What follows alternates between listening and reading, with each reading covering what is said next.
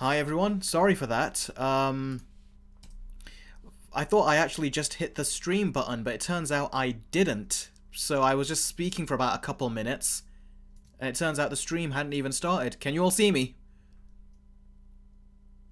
Rohan says, what's taking so long? It's because I forgot to hit the go stream button, because you hit the start button, but then you have to also hit the go live button. So when I hit start, I thought, oh, it started. Turns out it didn't. I thought that was weird. Anyway, I was saying March. I said March got here basically very quickly. It's like we're already 3 months into the year. It feels like 2024 just started.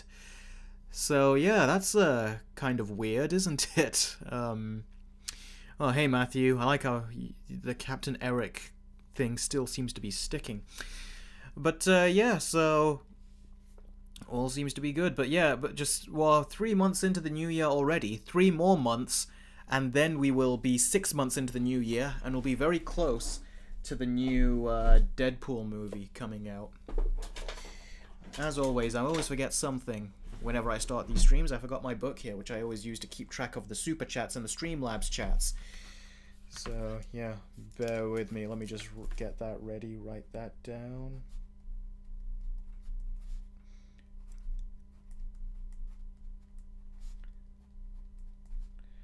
And this is the 18th live stream that I've documented, so...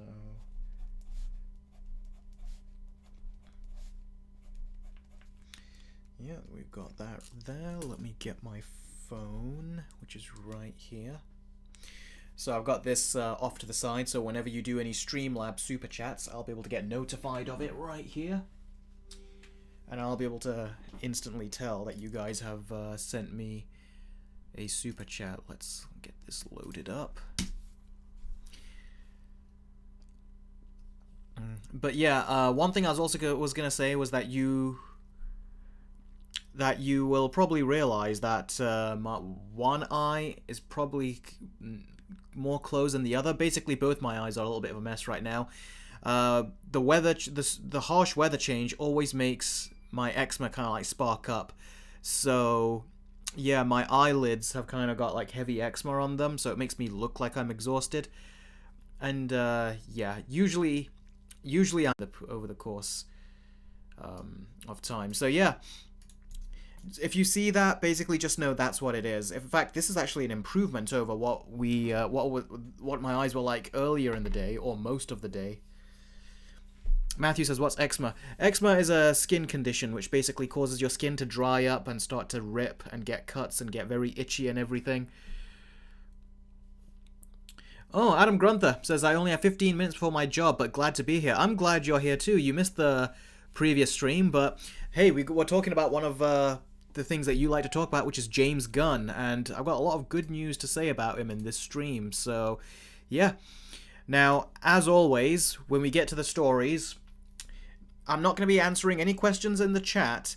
I can glance at the chat and address you, but I won't be answering any questions. This way I can stay focused on the actual story at hand. However, if you have any questions that you want to ask me, be sure to post them via a super chat or a Streamlabs chat. So if you do that, I will answer your question immediately during the story. And also, it really helps support the channel as well. So, yeah, by all means, you can do that, and I'll answer a question in return. And as always, you can also go to my Patreon. I now do commission videos on there, so you guys can start requesting versus videos, quick movie reviews, a brand new show that's exclusive for commission-based perks on Patreon, which is quick TV show reviews. So if there's any TV show out there you want me to watch and review on YouTube, I will do it. And of course, you can start commissioning versus videos as well, both two-way versus videos and three-way versus videos. And there is just a handful of those perks available, so make sure that when you get them, you get in there fast, because once people take them, they're not available for anyone else. Alright, so with that said, it's time to move on to the story that we have right now. And let me load up my story notes. Okay, so James Gunn posted this on his Instagram a while back. It's a script to Superman Legacy, as you can see, written by James Gunn. The interesting thing, though, is that apparently James Gunn has changed the name of his Superman movie. All this time we thought it was going to be called Superman Legacy, which probably at a time it was going to, but now it is called Superman. And James Gunn has given us a little look at the Superman emblem right here. Adam Grunther, if it's within us, if you read the descriptions of what that is, if you read my requirements list, then yeah, by all means, and I will actually do it. If you have any questions, as always, you can always email me and I'll answer them. Anyway, back to what I was saying. Yeah, James Gunn has just posted this, and just look at this Superman logo right here. Let's zoom right in. That's probably zooming in a little bit too much. There we go. I know you can't see me, but that's okay for now. Actually, you know what? I think I can fix that. Give me a second. There, fixed it. Now I'm covering a bit of the emblem. Let's fix that. There we go. So yeah, this is the Superman logo. It's quite a looker, isn't it? And it's got some ice on it, which most likely has to do with the fortress, I'm assuming. The Fortress of Solitude is where I'm assuming that he is.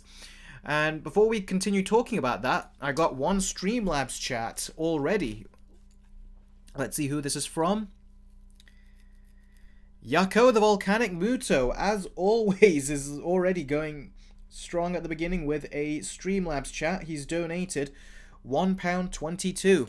He goes, "Hey Eric, how are you? Hope you had a good week. For me, I'm doing a lot better. I spent some time in a mental health facility and got the help I needed."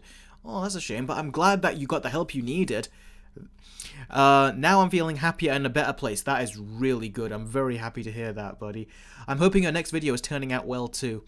My next video is turning out very well so far, but yeah, I didn't know that, but I really didn't. But I'm glad you're feeling better. That's very reassuring to hear. I'm very happy with that. So yeah, thank you for the super chat, and I'm glad you're doing well. Okay, back to the story. So yeah, this is what the Superman logo looks like, and a lot of you might recognize it because there's been a lot of rumors that this is what the logo is going to look like. It looks like the Kingdom Come Superman. I'm just going to get rid of my face for a second just so you can see what I've got here. Oh, and we got a $2 super chat from Batman's Gamer. Aquaman versus Aquaman and the Lost Kingdom request. That will have to be done. I said I wasn't going to do that versus video, but if you want it, that is going to have to be a commission-based video, then I'll do it. But otherwise, it's not on my schedule, basically. But it could be on there. And Adam Grunther is saying exactly what I basically was just going to get into. He goes, "Fun fact, the logo is a combination of Superman's 3 most iconic symbols in the comics. Classic Kingdom Come and the very original Superman comic." You can tell with that, and I'll explain why, but let me quickly get rid of my face here. Okay, so let's get Kingdom Come right here. Now, the interesting thing about Kingdom Come Superman is that you'll see his logo is on his chest. It's got a very sharp straight line on the top of the S, which practically combines with the logo around it. You can actually tell that it's got that very straight looking font on the top and at the bottom, and it blends in with the circumference, the edges of the emblem, which is great. And one thing that I was concerned about this now, I was concerned that if you can see the Kingdom Come logo, it's got the red on top, the red S, but then it's black underneath. And that looks good in the comics, but to me, as far as a brand new Superman movie goes, I wanted the classic logo, you know, where you have the yellow and the red. And I was afraid that James Gunn was going to be, you know, the comic book nerd that he is. I thought he was going to go for, like, just a full-on comic-accurate logo. And I'm glad to see that he's got the S from the Kingdom Come logo, but he has still put the classic yellow color scheme behind the S. And I'm so glad that he's done that, because really, it looks... That, to me, is the logo that I wanted to see, and I'm glad he's done it. So, great on him for basically doing a combination. And like Adam Grunther mentioned, it looks like it's a combination of 3 Superman logos. And that's great, because the Superman logo is basically the big part of the logo that really stands out. Without that, all you have is just what looks like a blue shirt and underwear on the outside and blue pants, basically, with the red cape. That S is very important, and this looks great. I wonder what size it is on his overall costume, if it looks like, you know... Because if you remember the Superman Returns Superman emblem, it was quite small. I always thought it was small when I was younger. So, yeah, I can't wait to see what the rest of this looks like, and I'm glad he's shown it to us, because he did say he wasn't going to show it until a long time later. But he's already shown us the most interesting part. Now it's just a matter of seeing the whole thing. It's kind of like when Matt Reeves had that little test screen footage of Robert Pattinson as Batman, and we got to see him in the cowl with a bit of early Batman music. So that was really cool, that was. So yeah, I'm really glad to see that, and the logo looks good so far.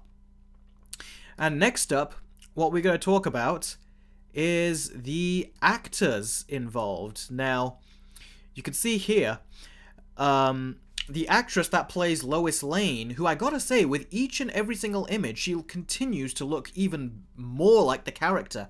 Rachel Brosnahan, I hope I said that right, Rachel Brosnahan, she put up a video on her TikTok, which James Gunn then shared on his Instagram, which is how I saw it. And yeah, she basically put this video up. And again, there's a little bit where she's just showing herself, and then Nicholas Hoult as Lex Luthor and David Corenswet, they both peek their heads into the shot, and you can tell they're about to start shooting this movie like any day now, and you can tell that they're both in their due, basically. Nicholas Hoult is getting bald, you know, as he's supposed to. And he looks like he's already in the Superman zone, and I think he's wearing a Creature Commander's shirt, which someone spotted, and James Gunn says, well spotted. And he actually looks better bald here than he did in the other images that I saw, so that actually looks pretty good. And then we've got David Corenswet here, who I gotta say, I don't like the way he's been looking in any of these behind-the-scene promotional shoots, you know, that the actors do. Because he always covers his head for some reason, and part of Superman is you want to see his hair. I'm assuming that some people have been speculating maybe this is part of the marketing, they don't want to show his hair. But I mean, come on, I feel like you kind of have to show... It doesn't mean that you have to cover his head the way he is, because he always wears a hat on top of his head, and he's always in the background. Here, he's just behind Lois Lane, essentially, so it's okay, makes sense. But look at this other image that was shot by... It was Nathan Fillion who took this picture.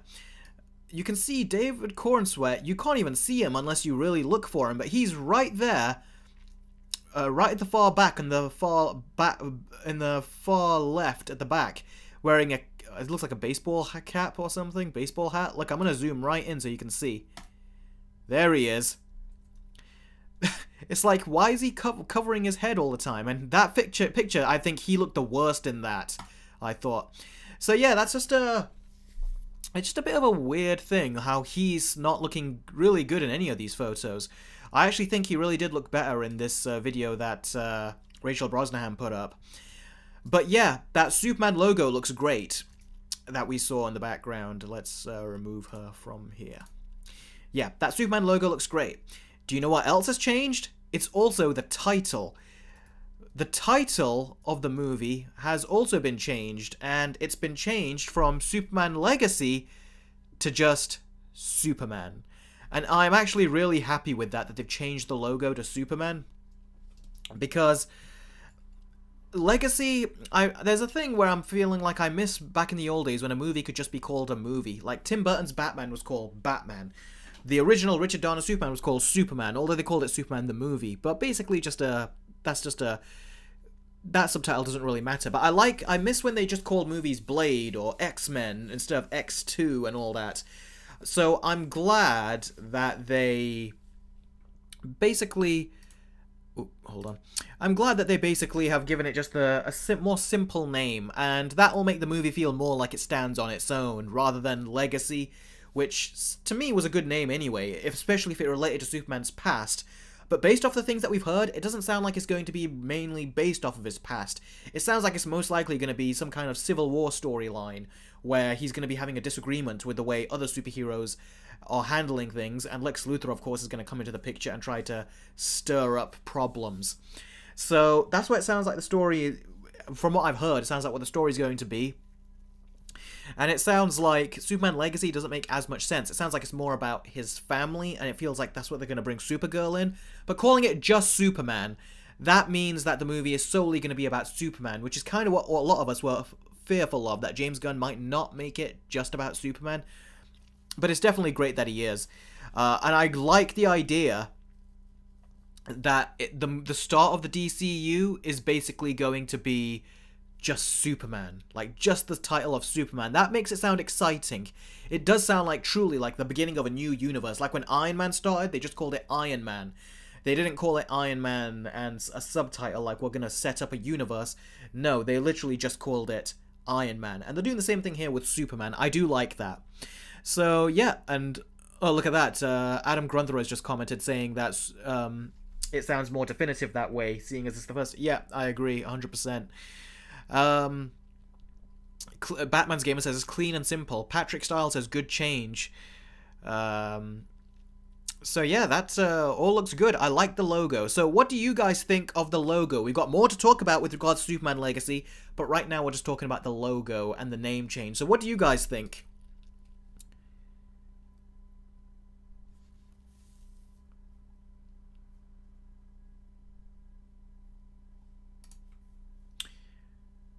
Nanomator says, hopefully James Gunn does better than what the DCEU did. Cole gives it a thumbs up. The G Gamer says, honestly, my biggest fear is the superhero fatigue that might affect the movie because of Marvel and DC. I don't think I'm of the opinion that superhero fatigue does not exist. I think it's just lazy writing and lazy filmmaking that's going on, especially on the Marvel side, because they've just been doing increasingly more and more green screen and everything. And you can tell they don't care about the story whatsoever. But I do like how with the Batman, there does seem to be more going on with that movie in terms of the filmmaking. Whereas you can tell a lot of other people, they seem to be having problems with the quality of the superhero movie. And even Paul Dano, who played the Riddler in the Batman, was asked this recently, and he said the Batman was just focusing on being a movie. It was like a true movie in terms of the way it was made and the way it was written, it was produced, everything.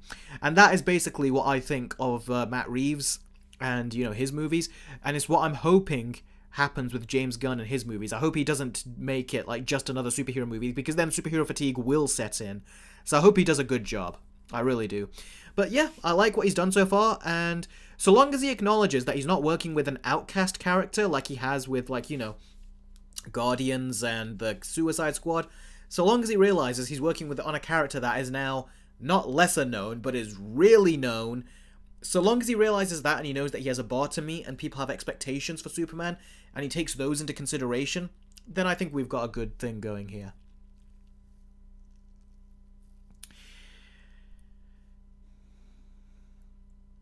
Spirit Hero says, I believe in badly written, woke, lazily made superhero movie fatigue. Yeah, I believe in parts of those apply to certain movies, but overall, I don't think it does apply. I think that it just comes down to the quality of, you know, the production and the writing of these, which they've not put into a lot of these. Like, especially if you watch the Marvel side lately. And DC, I think they messed up as well with Aquaman 2 in that way. But again, I can't tell how much of that was James Gunn and how much of it was the studio, because you could tell the movie was scrambled. Steve Lee says, since John Williams said he isn't retiring, have him score. Is he not retiring? He said he was retiring after Indiana Jones 5. Sarah Thomas, James Gunn said he would never use one movie to push another movie like the MCU has been like the MCU has been with recently. They also said this Superman is based of originality, truth, justice, and the American way. Well, the American way is not really like what it was back when the first Superman was made. It wasn't even like it then, but the propaganda machine was going and people believed it. But now people have got a lot of annoyances with America as a country. Heck, even Captain America Civil War and The Winter Soldier, my favorite movies in the MCU, have also tackled that and says that, wow, Captain America was someone who was very much, you know, Captain America. He was all for America. But then he saw how corrupt it was and how corruption got in there. So I don't think truth, justice, and the American way will work anymore. They really need to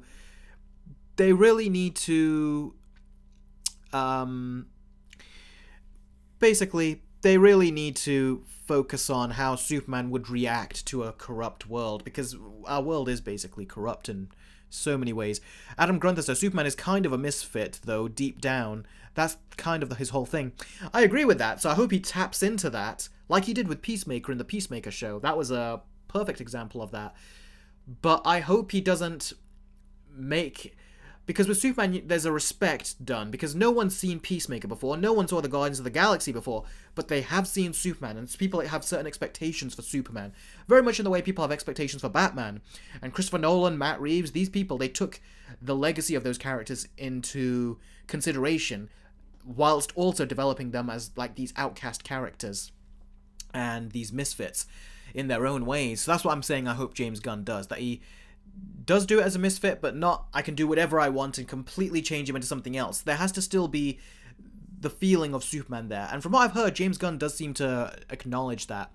Alright, I got a $5 super chat from Batman's Gamer. Thank you very much, buddy. The support always really does help. David Zaslav said that James Gunn and Peter will reveal their 10-year plan by the end of the year. I prefer James and Peter do the talking. Yeah, we'll have to see. Because it is... Here's the thing.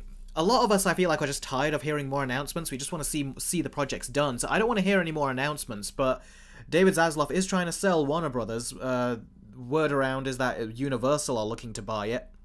So if he's looking to sell it off to Universal, then that means he wants to basically tell them, look, this is what we are working on. We are working on, like you said, Harry Potter for HBO, the series. We're working on these many DC movies. So he wants to get this information out so Warner Brothers looks very tempting to any potential buyers of the company.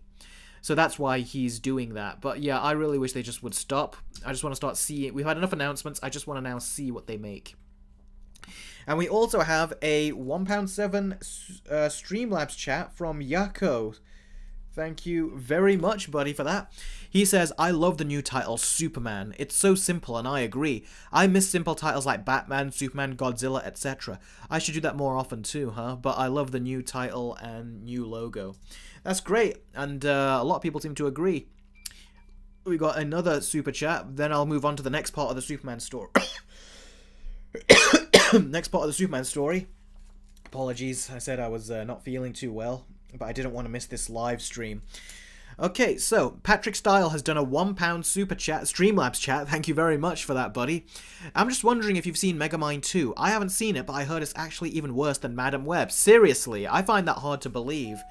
But no, I haven't seen Megamind 2. Yeah, I haven't. So it would be interesting to do a potential versus video, but at the same time not, because like I said, it is meant to be a TV movie, but who knows? We'll see what happens. I've got to work on Avatar right now. That's what I'm working on.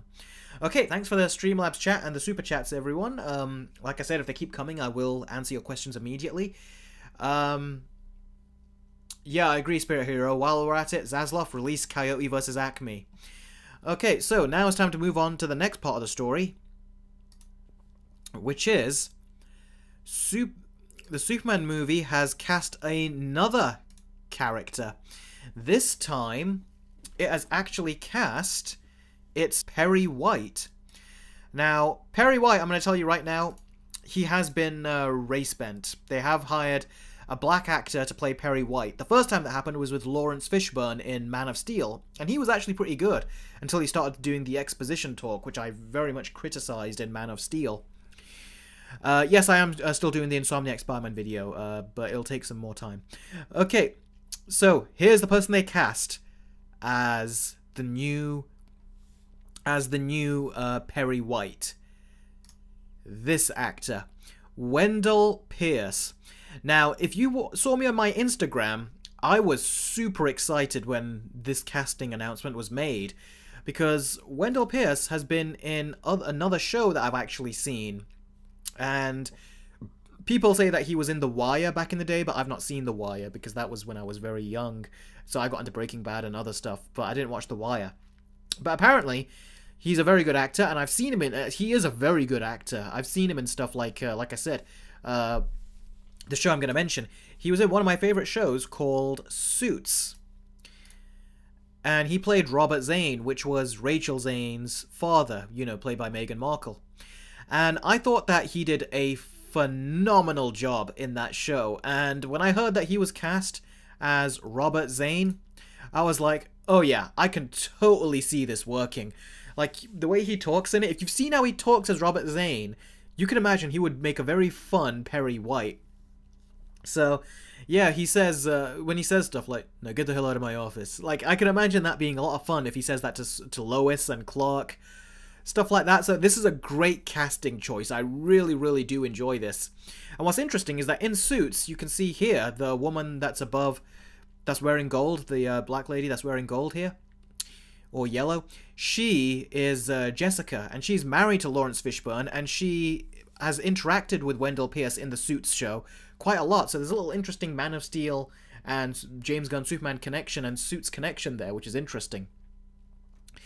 Adam Grunther says, I hope this Perry White is less nice. Obviously, don't make him J. Jonah Jameson, but the Man of Steel version was too nice and calm. Perry should be loud, but in a hard boss kind of way. Exactly, I agree. And he can do it. There are times where he's basically... One thing I'll tell you about Wendell Pierce is that one thing that he's very good at is that he can be very cruel and very harsh by being incredibly quiet.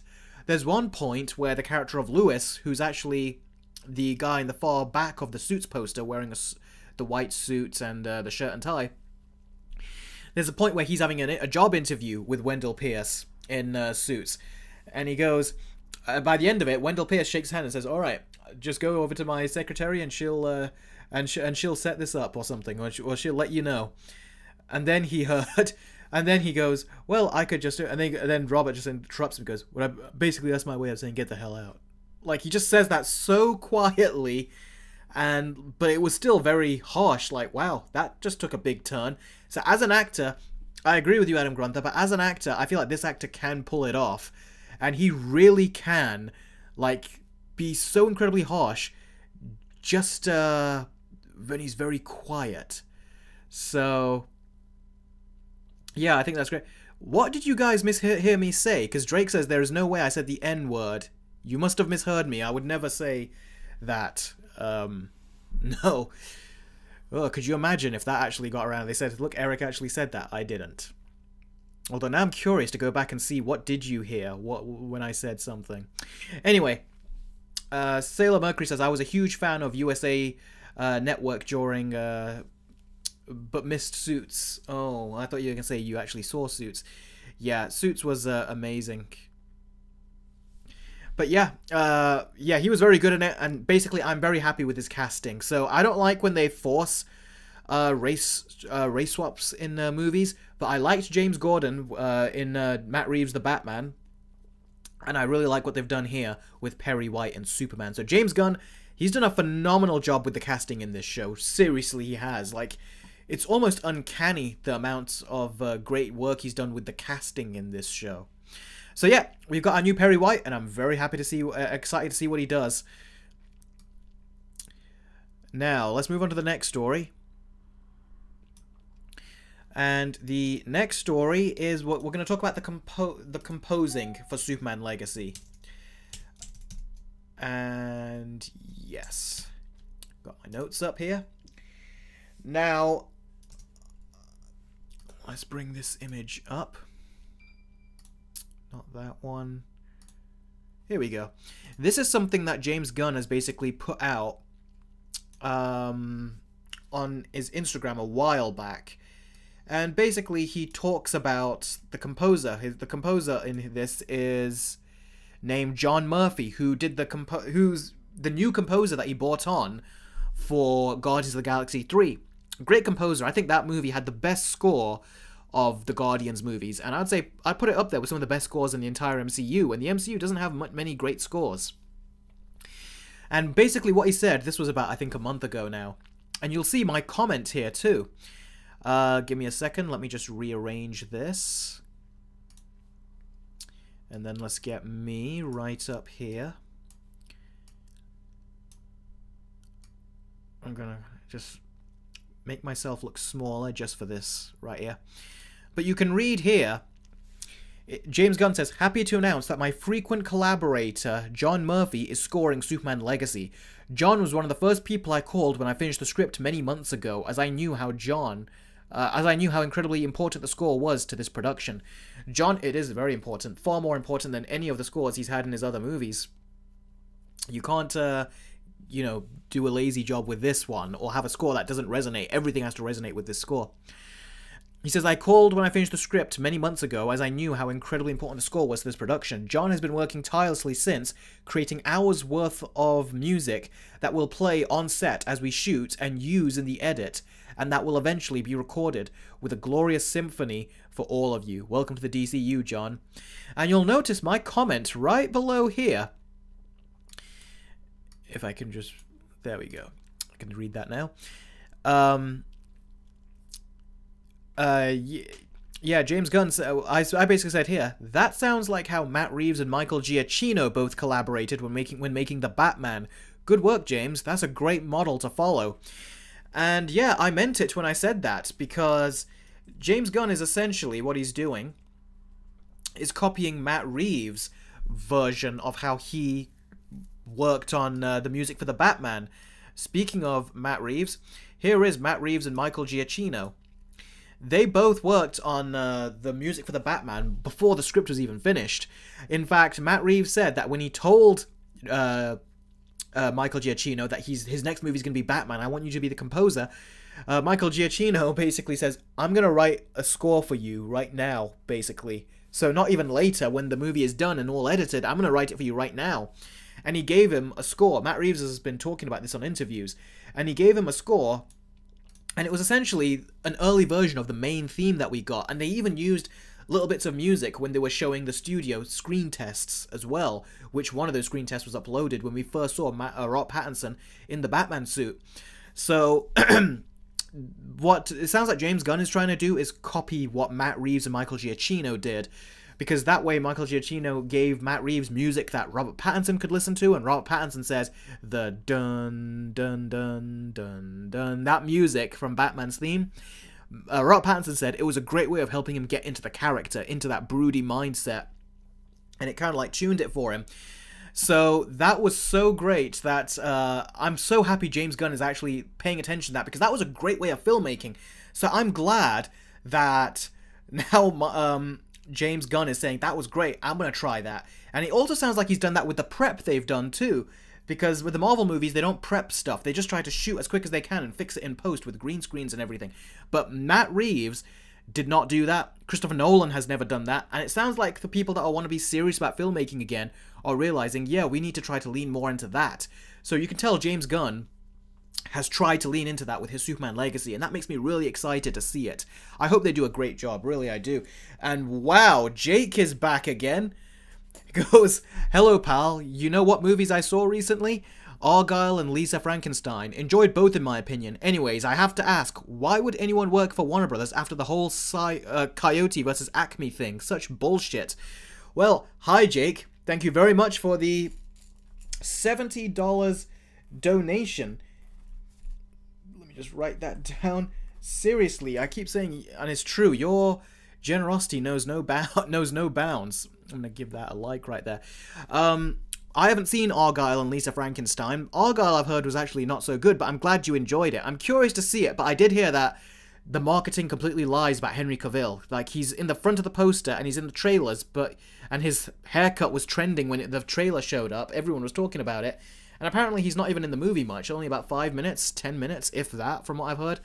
But that's good, I'm glad that the movie was that you enjoyed it. Lisa Frankenstein, I've heard of that, but I've not seen anything else about it beyond hearing it and seeing a poster, which I can't even remember what the poster looks like, very vaguely. But I'm glad you enjoyed both, that's great to hear. And Jake continues to say that he has to anyways, I have to ask, why would anyone work for Warner Brothers after the whole Coyote versus Acme thing? Such bullshit. I agree. When I heard that, I was like, okay, it sounds like they said, okay, we'll shop it around, so we can't do that. Because apparently when David Zaslav said he was going to do a tax write-off with it, a lot of filmmakers basically says we're going to cancel meetings with Warner Brothers because they were afraid that, wow, that could be our movie. We could get it made, we can get it pitched, we can have it greenlit, we could work on the whole thing, and in the end it can just get cancelled. So a lot of filmmakers just said, yeah, we're going to cancel our appointments with Warner Brothers, which then caused David Zaslav to say, okay, we'll put it in the media out there that we're going to try to ship it to other studios. And it turns out that the rumor is that the studios that put an offer in, they said that, well, it's not a rumor, this is kind of what was confirmed. It turns out Warner Brothers did a take it or leave it deal with them. So the studios wanted to put counter offers up, but Warner Brothers were like, nope, take it or leave it. But they didn't even tell the other studios that. So the studios were like, hang on, we didn't know this was a take it or leave it deal. But it turns out that's what it was, and now they're gonna tax write off it, which is bloody ridiculous because the movie is complete and got like scores in like over the 90s from test audiences. So yeah, David Zaslav, he's just shown that he's just tax writing this stuff off, regardless if it's a great movie or not. And it turns out he hadn't even seen it either.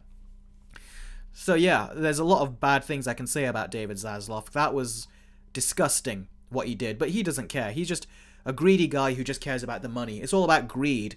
That's kind of what it's like in the movie industry, and especially the games industry lately. They're really just getting all hopped up on greed, which will serve them right when it slaps them in the face in the end. Because it feels like they're not prioritizing creativity. Only a few people can, and a lot of other people just... seems like the new up-and-comers that are trying just seem to not be able to do it. So yeah, hope David Zaslav just pisses off at some point. Anyway, going back to what I was before, as always, Jake disrupted the stream in the epic way that he does. Where was I? Yeah, basically it sounds like James Gunn is trying to copy Matt Reeves and Michael Giacchino's relationship as far as director and composer goes, and that's great. I cannot wait to see what they do. It means that he's had time to work on the score and not just worked on it quickly, like last minute, which some composers do. They only have a few weeks to work on a score sometimes. This guy's had months, so that's great. I'm glad James Gunn is doing that. So yeah, the score for this, I can't wait to hear it.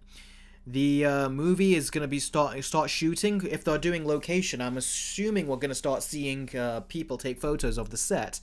I wonder how they're going to try to hide David Corenswet's Superman costume, because you know that they can start taking photos of that. But I'm sure they'll try to cover it up. But look at Deadpool 3; they tried to cover up, and so much stuff got leaked and pictures got taken. There's one thing as well about Robert Pattinson. Remember when his photos were being leaked of being in the suit, and it was usually his stunt double in the suit? It did not look good, but it ended up looking great in the end. It did, I think, as an early Batman who's not even done a complete suit yet. Like, it was very much not refined like later. I thought that was great. Yeah, so I'm glad that James Gunn is following that, and it also seems like he's gotten rid of the whole thing, the comparison of the Gaza situation. He's taken that out, which I'm glad. Because if it's to do with a movie studio, they're not going to be covering it from a place of like what's really going down. They're going to cover it from a place of propaganda, and like we've seen them fire people that have said something that opposes their view, so they're just going to force their view down people's throat. Apparently, they've changed that in the script now, so it's going to be, the situation is not going to be about Gaza. It's going to be now about was it Eastern Europe instead of the Middle East. So I'm glad they've done that, because it's Hollywood. Even if James Gunn did come at it from a place that was very well done and approached it the right way, he's still the studio can still come in and say, no, reshoot that, no, change that. But it looks like a lot of people are losing money, companies, studios, because a lot of people are boycotting them whenever they support Israel. So they're starting to realize, shoot, we can't be doing that because we're going to get in big trouble, which I'm glad to hear. Because they know their audiences are going to turn against them. They can't. The media, the mainstream media, and just society in general is not winning in terms of trying to reprogram audiences. Audiences can just call them out and say, "Yeah, we know what you're doing." So, yeah, audiences don't trust them basically. So when they see that stuff, they, rightfully so, get very mad about it and say, "Yeah, we're not going to support it," myself included. So I'm glad they moved away from that. No one wants to see the West cover a topic like that, especially when it's so clear-cut and are opposed to it. Jake says, does Michael Bay still make movies? It's been a while since I've heard of him. I think he made that Ambulance movie. That was the last one I heard from him. I'm not sure about any others. So what do you guys think of the whole situation with the composer for Superman? Are you happy with what you've heard? That he's basically following the Matt Reeves and Michael Giacchino route? That would be really cool to hear your guys' opinions and thoughts on that. So yeah, go ahead, comment, let me know what you think. And as always, the Super Chats and the Streamlabs chats are also open if you want to submit your question that way. Saeed says, despite the whole Bassam Yusuf situation, yeah, that sounds a bit fishy. He did come out and say that he's got no hard feelings about it and everything. He did. I did find that. I spotted that I think it was a few days after he posted it is when I spotted it, or a couple of weeks after, because I didn't even know that happened. But yeah, I'm assuming that it's most likely that reason why he got let go. I wonder if James Gunn was behind it or an upper person at the studio, because the studio don't like it when people like them. And Bassam Youssef was giving a lot of good information whenever he talks about this stuff, so I don't know why. It just goes to show they just don't want anyone to talk about that kind of stuff. Yes, Big Bash, the stream is only about Superman, but if you've got any other stories that you want me to talk about, drop them in the comments, or like I said, Streamlabs or Super Chats, and I'll discuss them. But this was like mainly a Superman day, because I had a lot of stuff to say about Superman, and it's kind of like a celebration of Superman as well, so yeah.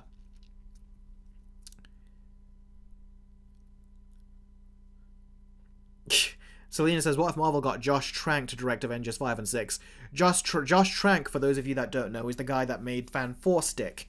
I don't think they're going to get him to come in and do that. Rohan says, DC, weird obsession, killing Batman off. What if the Batman Part 2 did follow that? Yeah.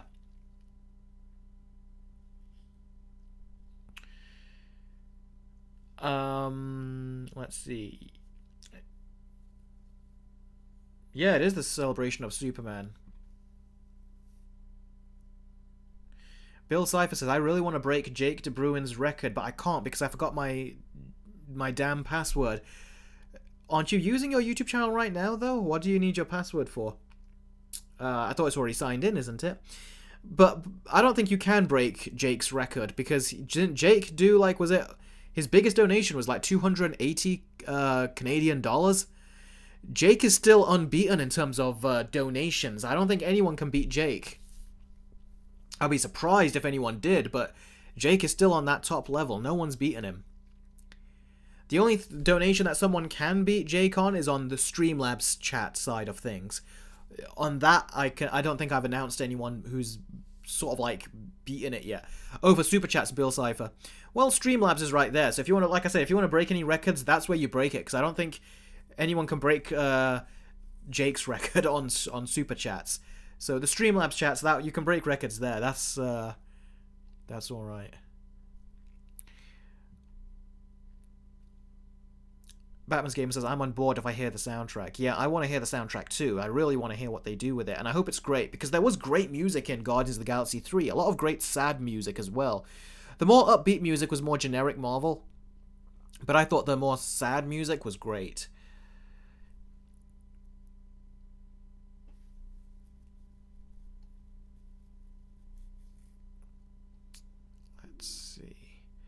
Is Q&A open out? Q&A is not open yet. We're just talking about this specific situation. So if you have any questions about this, that's what we're answering right now. If you have any other questions, that's still what the Super Chat and Streamlabs chat is for. Because right now we're talking about this particular thing. No, Captain Eric will not want to direct an Avengers 5 and 6 movie. I am flattered, but I don't think... that's something I would want to do. What's that? John Murphy also did Kick-Ass. That is very good. I can't remember the... Actually, I do remember the first music. The first music had a great soundtrack too.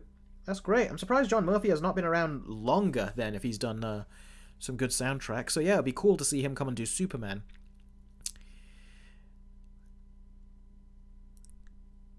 So a lot of you seem to like the soundtrack. What do you think of Wendell Pierce and him being cast as Perry White? Paul, I already talked about the Superman Legacy title change. I really approve of it. It makes it feel less like they're trying to build a universe with that title, and they're really trying to,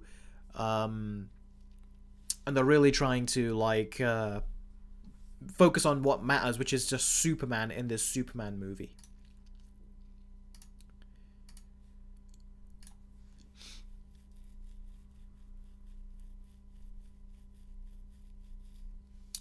Jake says, who's your favorite Superman actor? My favorite Superman actor I'd say Christopher Reeves so far. But if you want to know who my favorite Clark Kent is, I gotta say Tom Welling from Smallville. He did a very good job as a younger Clark Kent. But otherwise, again, we'll have to go to Christopher Reeve.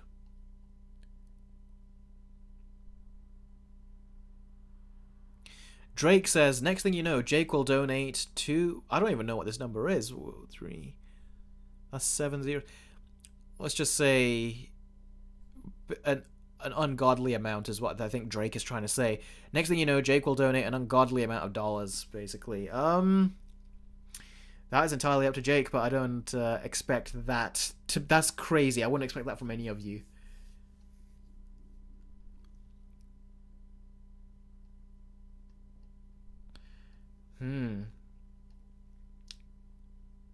I love Superman Returns, Parker, if it's a top 5 superhero movie. I don't care what the race the actor is, as long as they do a good job with the character. I agree, but there's been a lot of race-changing castings where you can tell they did not care about the character, they just did it just to do it. But I like how in the Batman and now Superman, we're getting the race changes that feel like they've actually got thought behind it, and it actually makes sense. So I'm very happy and pleased with that.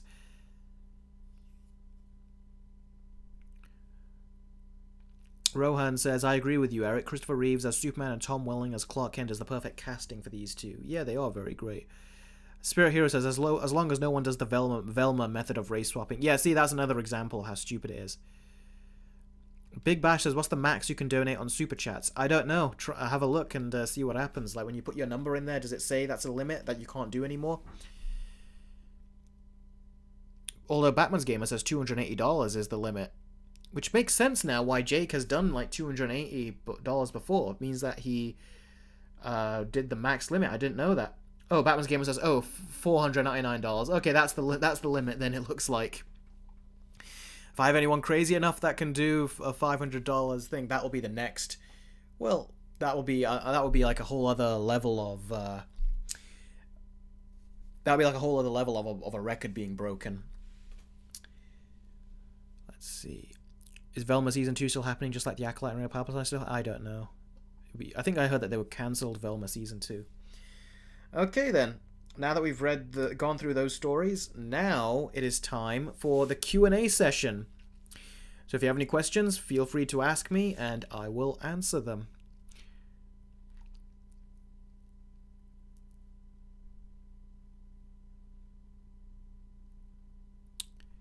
That could be a fun live stream, Batman's Gamer, just like how it is when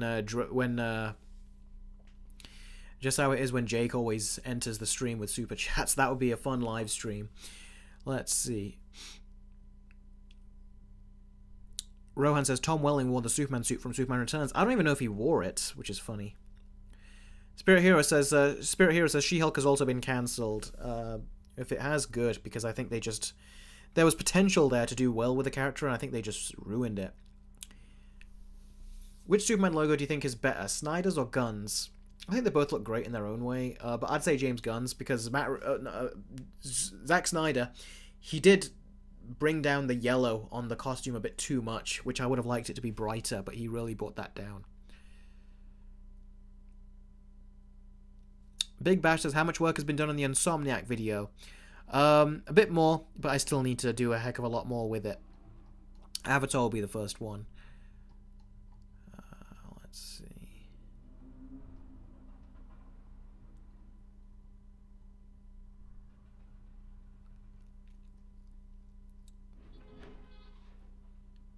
Ooh, I just heard a beep outside and a little sound. Like someone knocked into some bins or something with their car. Hopefully no one got hurt.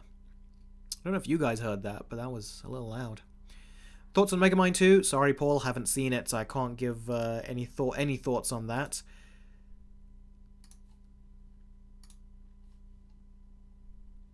What do you rate Sonic the Hedgehog 2 movie? I don't know. I need to see it again to know because I can't remember.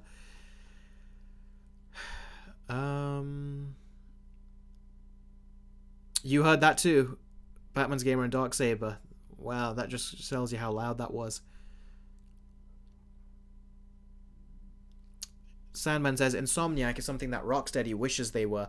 Honestly, Rocksteady were better than Insomniac, I think, back when they first came onto the scene.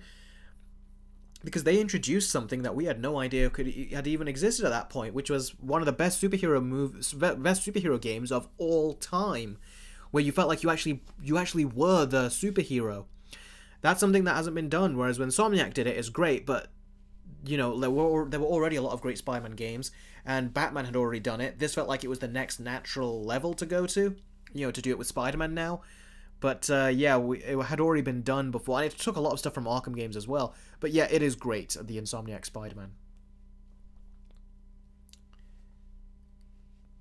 Batman's game has either got to go for a sec. No problem, buddy. I'll still be here when you get back, hopefully.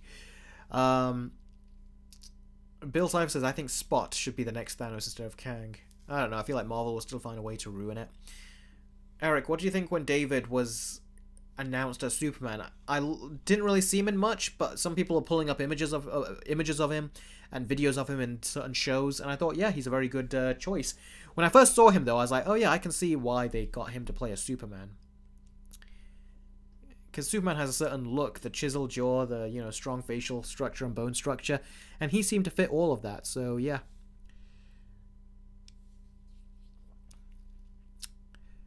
Spirit Hero says, did you hear that the Ray movie is still happening? Whatever happened to firing Kathleen Kennedy?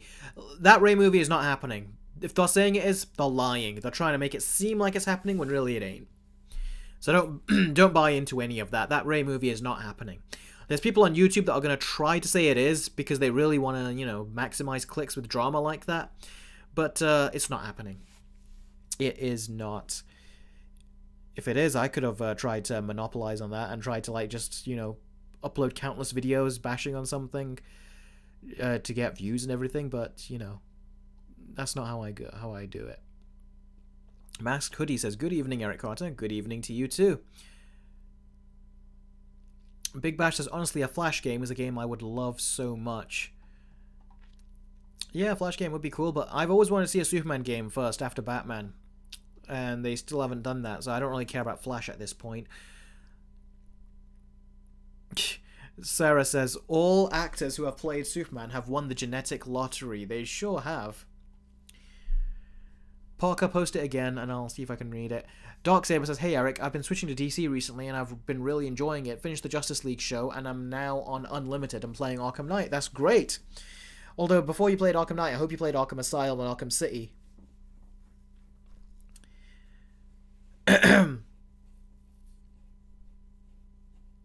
Did you hear about the Mandalorian game that got announced? Did you hear about the Mandalorian game that got announced, then cancelled like 2 weeks later? I don't think I heard that, honestly. I heard that it got announced that they want to do that. Has it got cancelled already as well? Man, that is interesting. They're really messing around down there at Lucasfilm, aren't they? Oh boy, here we go again. Jake and his generosity. Man, Jake, I'm always speechless when you always do this. Sometimes I wonder, is that the moment you're waiting for, just to see what my reaction would be? Let's write that down. Write that down. 280 Canadian dollars. I don't even know what to say, Jake. That is on top of the 70 Canadian dollars that you already did. Seriously, I'm so lucky to have such generous viewers like you guys. Thank you very much, Jake. Let's see what you're asking. Have you seen the trailer for Boy Kills World? I say it has potential. Good actors and interneting story. Good actors and interesting story is what you meant. It says interneting story. I say it has potential. Good actors and interesting story. If you watch the trailer, tell us what you think. Anyways, what are your thoughts on the 2007 TMNT film? Also, I plan to do Let's Play / game walkthrough someday soon. Oh, that's great. Let me know when you do, and I'll give it a watch. Let's see. If you watch the trailer, tell us what you think. I'll consider watching the trailer. Let me have a quick... I don't think I've heard it. Let me just quickly search it. What's it called again? Boy Kills World. Oh, got Bill Skarsgård in it. I think it might ring a bell. I just looked at an image and it's just started ringing something in. Oh, the Happy Death Day actress is in it. Coming out in 2023. It's got 6.4 on IMDb. When did it come out? Or has it come out? Oh yeah, I have seen some images of this, but I've not actually watched it. Like any trailers or anything. Oh, Jean is in it as well, Famke Jensen. Cool to see that Happy Death Day actress in. I haven't seen her in something since Happy Death Day, essentially. And this looks like one of those comedy types. If they could do that, that would be interesting. Oh, a bit of trivia. Samara Weaving was cast as June 27, but stepped down as scheduling conflicts and replaced by the Happy Death Day actress. Oh, that's interesting. So it was meant for someone else originally. Oh, cool. I'll give it a watch on my... let me write it down. Let's see. Boy Kills World.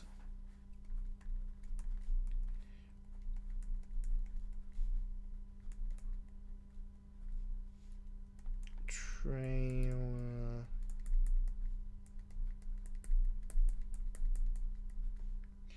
reaction for Jake.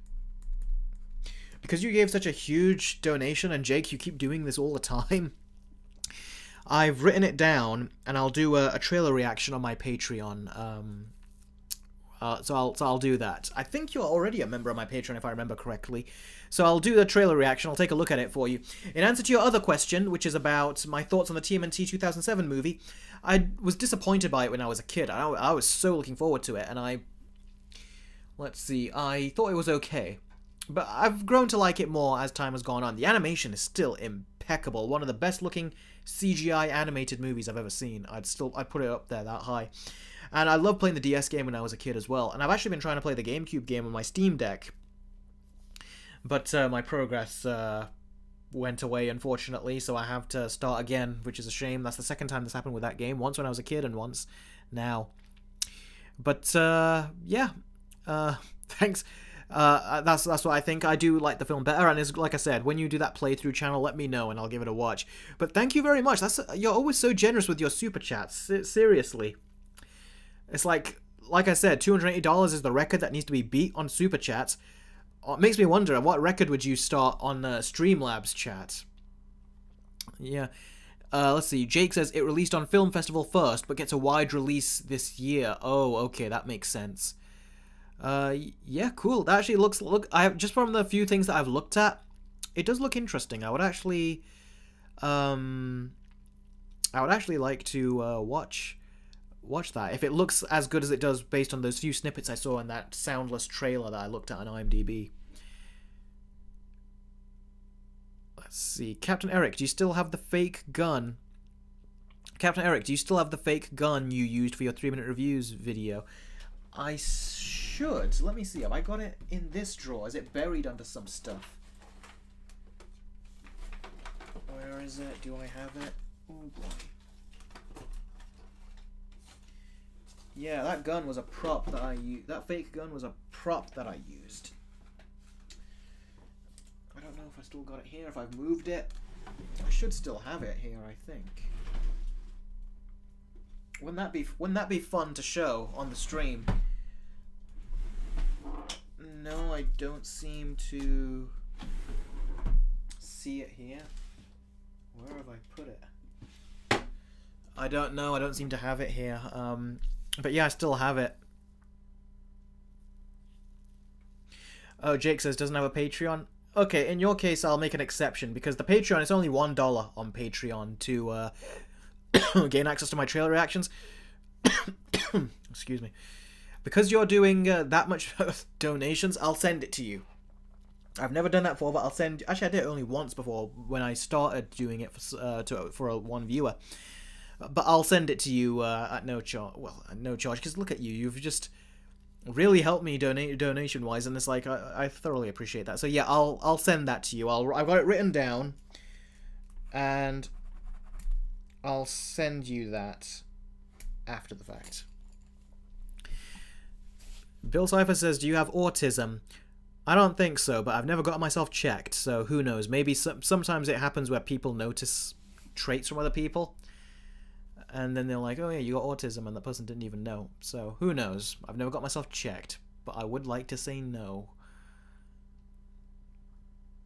Because could you imagine if I did and I just never realized all these years? That would be a dark thought. Anyway. Yeah, us when we request to fire Kathleen Kennedy, execute Order 66. Order 66, I think, would be a great thing to do, not just to get rid of Kathleen Kennedy, but all of her minions that have also infected and infested Lucasfilm. Do you have dogs, Eric? No, I don't. I don't have. I'm not really a fan of, maintaining animals. So we got a. Oh, MovieFan 2002 has done a $2 super chat. Let me just write that down. Thank you very much, buddy. Says, please watch Dune Part 2. It's that amazing. I've heard a lot of good things about it. So much so that I wish I could watch it on an IMAX, but I don't have an IMAX theater nearby.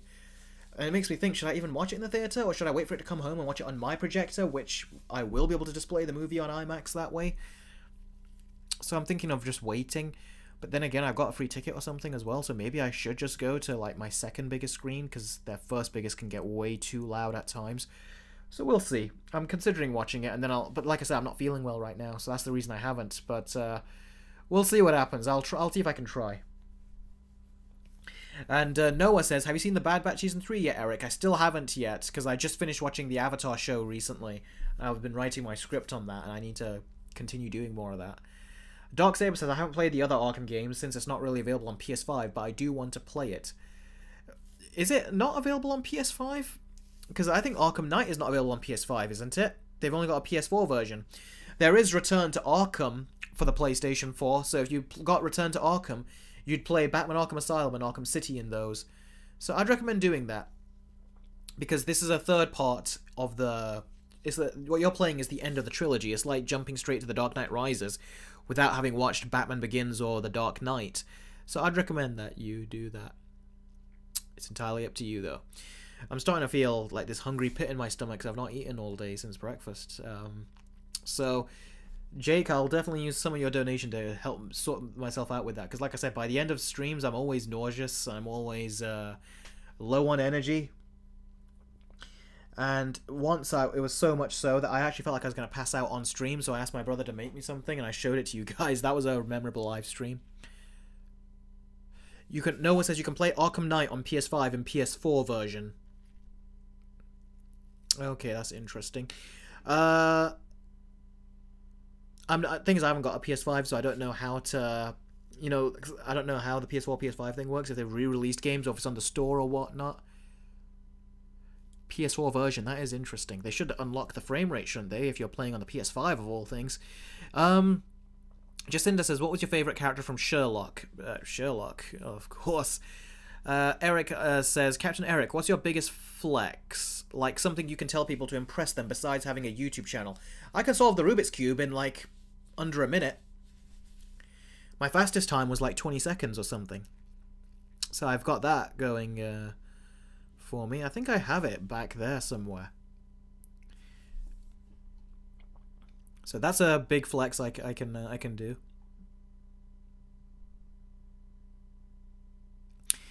Let's see here. Jake says, favorite Sonic character, favorite Mario character. Just some quick questions. My favorite Sonic character? Are you talking about from the game or from the movie? Let me know about that, because I think that is kind of important. Big Bash says, are you going to eat on stream again? No, that was something that I normally don't do. I don't usually eat on stream, but I had to then because I was feeling like I was going to pass out. And I genuinely did not feel good. I was trying to keep it cool, but I did not feel good whatsoever. But yeah, I'm not gonna. I won't be doing that again. But yeah, Jake, let me know what. Answer that part of the question. I'll give you an answer. Eric says, for me, I have over 100,000 followers on TikTok. Also pretty impressive, Captain Eric. Oh, you do? That's very good. Very well done on that. That's a huge achievement. That's great. Do you follow me on TikTok? Because I'm also on TikTok. I haven't really posted stuff on it yet, but I do intend to. I posted 1 or 2 things on it so far.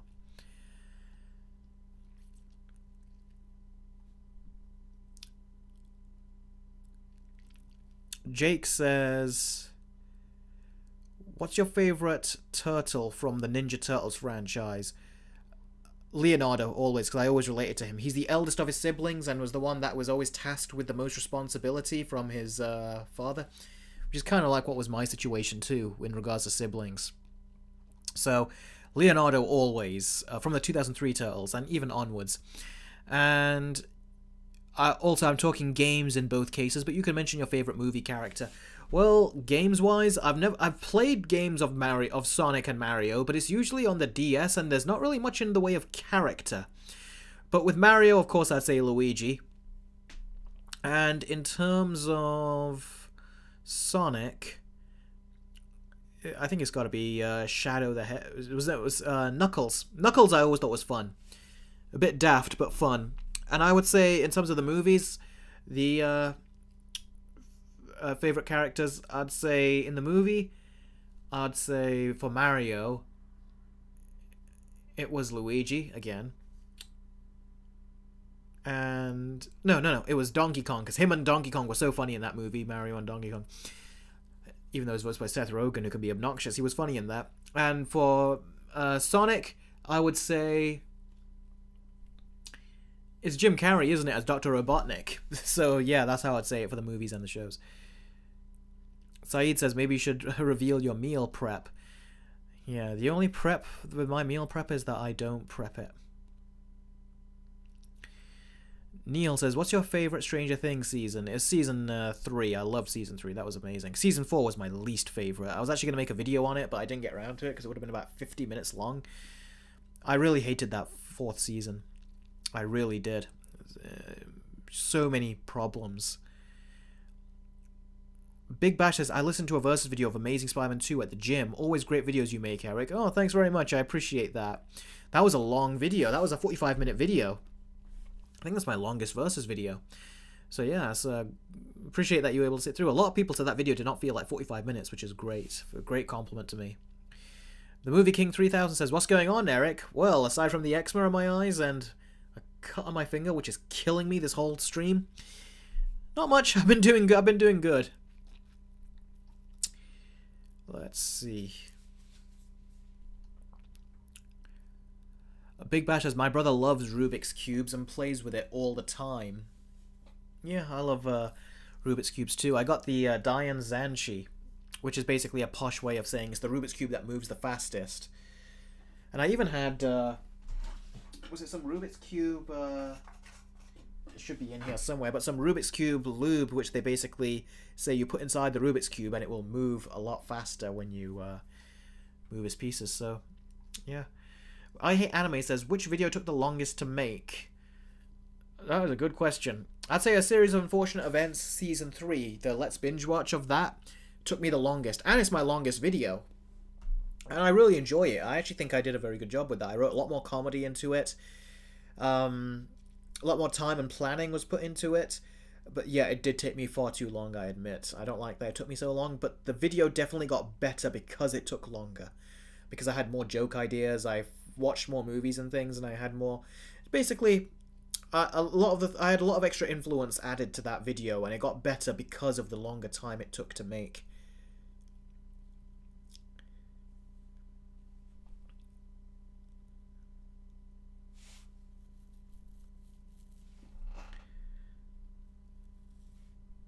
Eric, I recommend you watch Superman and Lois. It is the best CW project ever. I think The Flash, the first 3 seasons were great. The first 2 seasons of Arrow were great, and I loved Smallville through and through, even though it did get weaker with season 8, 9, and 10. Yeah, I feel like I don't see how this can be better than those in terms of top-tier CW stuff. If anything, I heard there was a lot of CW isms going on in that Superman show, which is why I didn't watch it. Big Bash says, what is a funny childhood memory you remember from time to time? Let's see. A funny memory.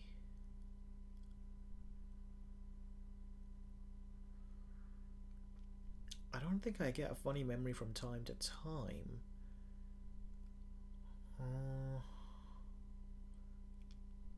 I'm sure there are plenty, but they're just not coming to me right now. Because we have talked about little cheeky memories that we've had of when we were younger, things that we did.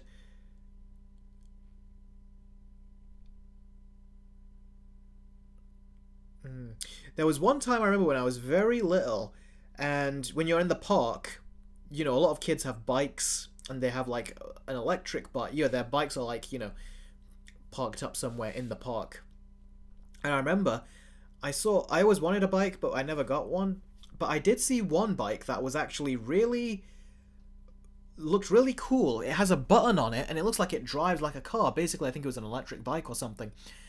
So I got onto it and my dad said, no, like, don't do it. And then I just pressed the button and I just started driving with it. And I was very good when it came to driving. You know, like those little toy driving stuff you have in the park where you put the money in and you go in and you drive it. I was very good with those.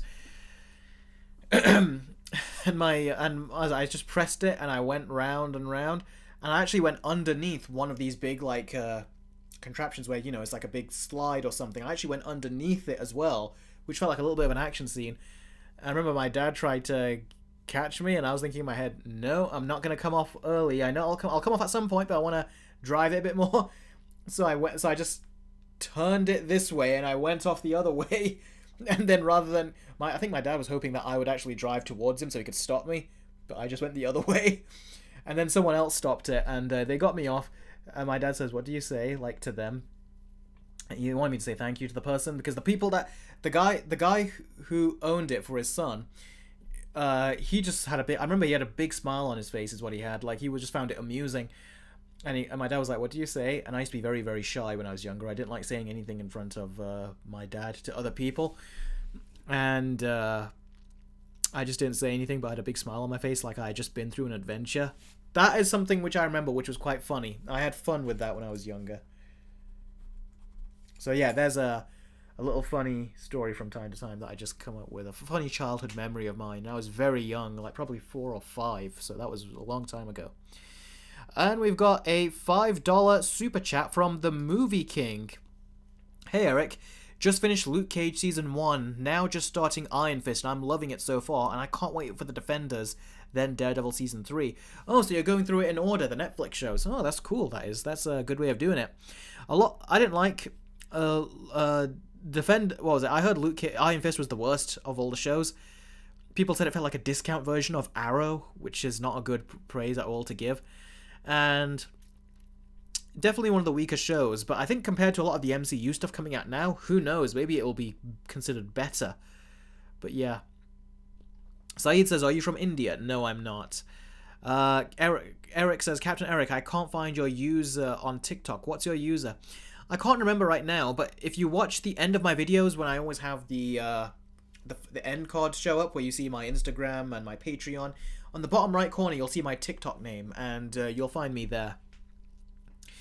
If you want to share any of my like my channel or something on your TikTok or whatever it is you want to do, because I always tell people to share my videos too, or let people know, bring awareness to the channel or the videos, by all means, if you do that as well, that would also be very helpful and very nice as well. Let's see. Patrick Sal said, did you hear about the Mandalorian game that got announced and cancelled like 2 weeks later? Yeah, I did. I answered that question earlier. It looks like you know because you retracted it. Parker says, the Mind Flayer and Vecna meet for the first time in the new VR game, and it shows how they teamed up because they both have similar goals, but they argue how to handle things. That's interesting. Not something I think that I have any interest in playing. Because I think I did see a bit of the game. It didn't look very interesting to me, but that sounds like an interesting thing to, like, you know, tell a bit of the story there. I don't know if they're going to tie that into the actual show. But like I said, I've lost interest in the show after season 4, and especially after what's his name that plays Will, what he said in real life about Gaza. That was just put me and a lot of people off with him. That was just so tone deaf and cruel what he said and did.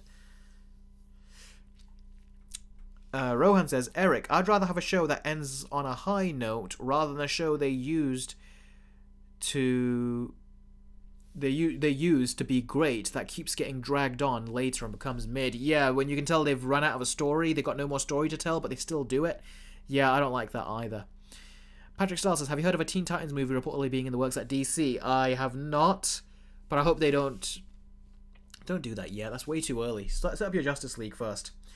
Dark Saber says, I'm not going to lie, Eric. When I was playing Arkham Knight, I got jump scared like 3 times. Scared the hell out of my friends online when I kept yelling out of nowhere. Laugh my ass off. Yeah, I bet I know what that jump scare is. It's to do with Man-Bat, isn't it? As you're gliding through the city. And even a scene with Joker at one point where he's pointing a gun at you. It's like, yeah, there are some jump scares in that game. I'm surprised at how good those jump scares were. Really good stuff. Like, seriously.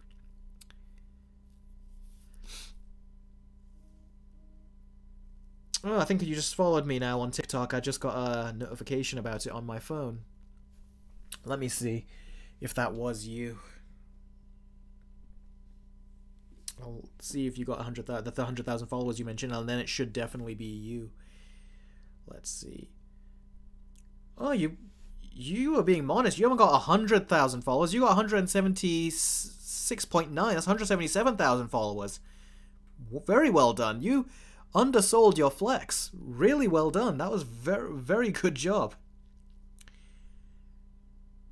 Ah, it looks like you got some big hits on the top. That's how it happened. Music-based. Very good. Impressive. Very impressive. Oof, let's put this back. Ooh. Damn it. Drop my microphone. I hope it didn't damage any of your guys' ears. More importantly, I hope I didn't damage this microphone, because I use this microphone to do the voiceovers for my videos. Oh. Holy moly, Jake.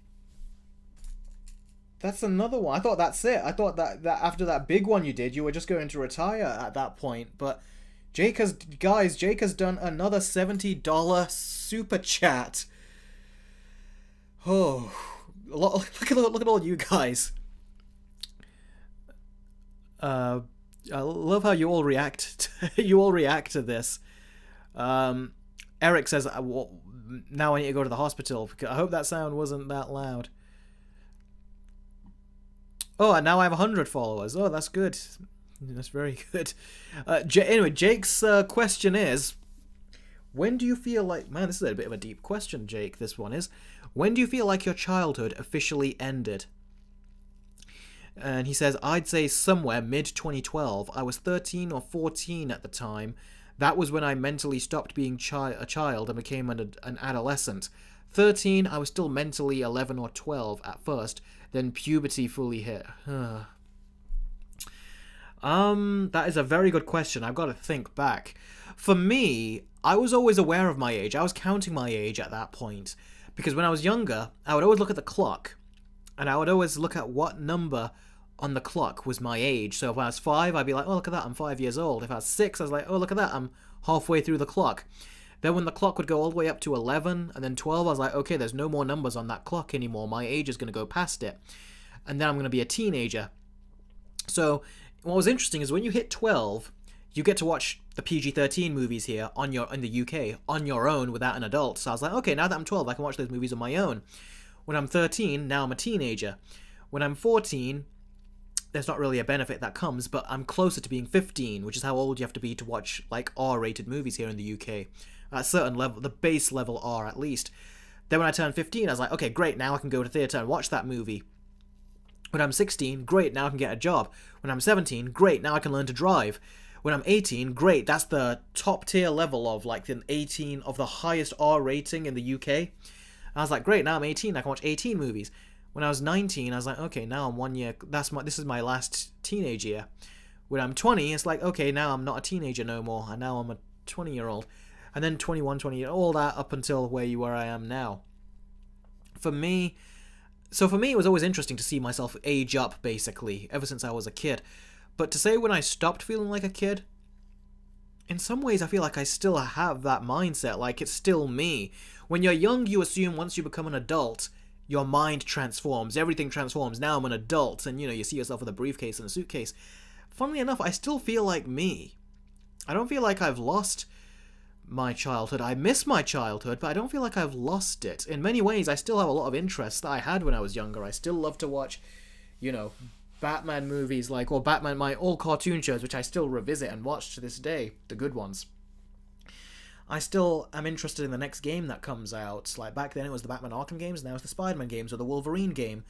I still look forward to the next movie coming out. I still have fun in many of the ways that I used to have. So in a strange way, I feel like my childhood never officially ended. I just miss the things that it entailed. So if I had to put a year on that, I feel like that year still hasn't come, but if I had to put a year on it when it feels like it officially ended, probably somewhere in my 20s, to be honest with you. I was always considered mature for my age, so maturity was never something that struck me. It felt like it was just something that naturally evolved. In terms of my childhood ending, I don't feel like it actually ended, though.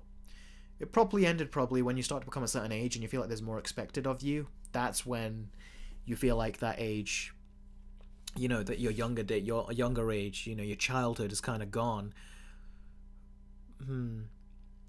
I'd say probably when I hit 21 is probably the time when I felt like, okay, now I'm reaching adult level. And each year I got older and older, it just felt like it got worse. Even now, my birthday's in June the 10th. That's coming up this June. I'm going to be the next level up, and I'm going to be 29 then. And then I'm leaving my 20s behind. And the idea that you're almost going to be 30, yeah, it's like, I thought that would, when I was a kid, I thought that was never going to happen so long from now. But look at it now, it actually has happened. So, yeah, it is kind of interesting in that way. I never kind of expected that to happen. So yeah, what about you guys? That was actually like a deep question that Jake asked. I've never really answered that question. I've thought it to myself, but I never really said it out like this before. But yeah, I do feel your pain. I do feel your sadness about it.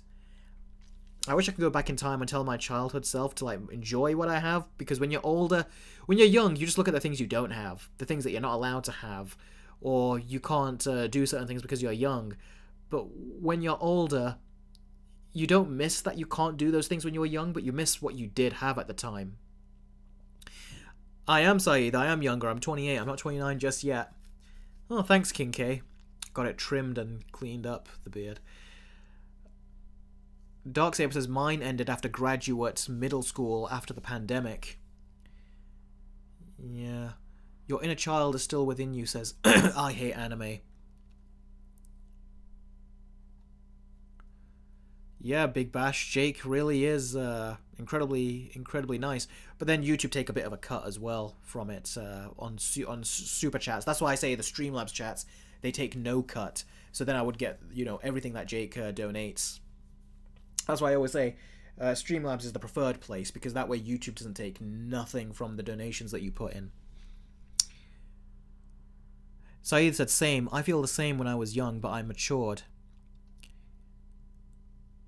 Feather Guardian says, honestly, Eric, I feel the same way about growing up. Yeah. Bill Cipher says, I'm 900 trillion years old, and I'm still as young as a teenager.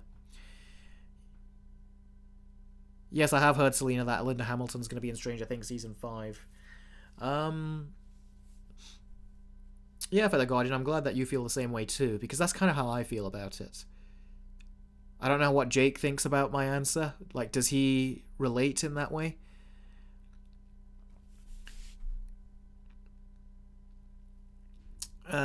Jake says, funny story here. When I started fully going through puberty and realizing I wasn't a kid anymore, at the age of 13, I decided to watch Grim Adventures of Billy and Mandy one last time as a kid. I loved that show growing up. It's like, loved it.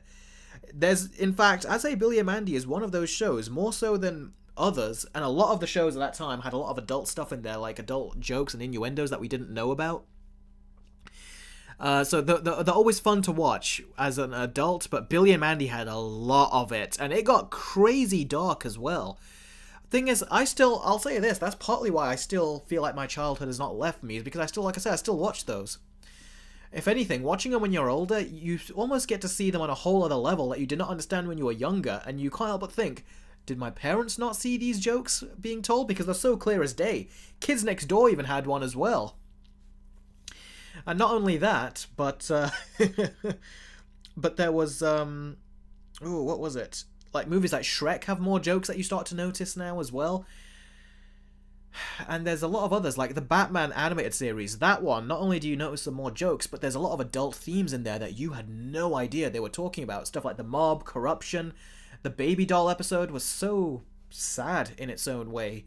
I kind of got it when I was younger, but I didn't really get like the condition that she had. I wasn't aware of that very much. And then it hits you even harder when you're older. So the mental, the you know, the mental challenges and the mental trauma that these characters go through and the sad lives they live hits you a lot more. The G Game says, question, what are your 2 least favourite movies of all time for a versus video commission idea? I don't know. I think for me, the worst would be Cars 1 versus Cars 2. The worst after that would be Cars 1 versus Cars 2 versus Cars 3. There is a spot on my Patreon for one person to claim, which is a 3-way versus video. If someone claimed that and told me to do Cars 1 versus Cars 2 versus Cars 3, that, to me, would be probably the scariest thing. And I would actually try to put some of that scariness in the versus video. Like with the intro, the beginning of the versus video, I'll be like, this is so not what I wanted to do. But here's the receipt, and now I've got to do it. Someone donated for it, so... King K says, I decided to unsubscribe to your Patreon because I didn't want to take advantage. That's okay. I always say that with Patreon, it's always...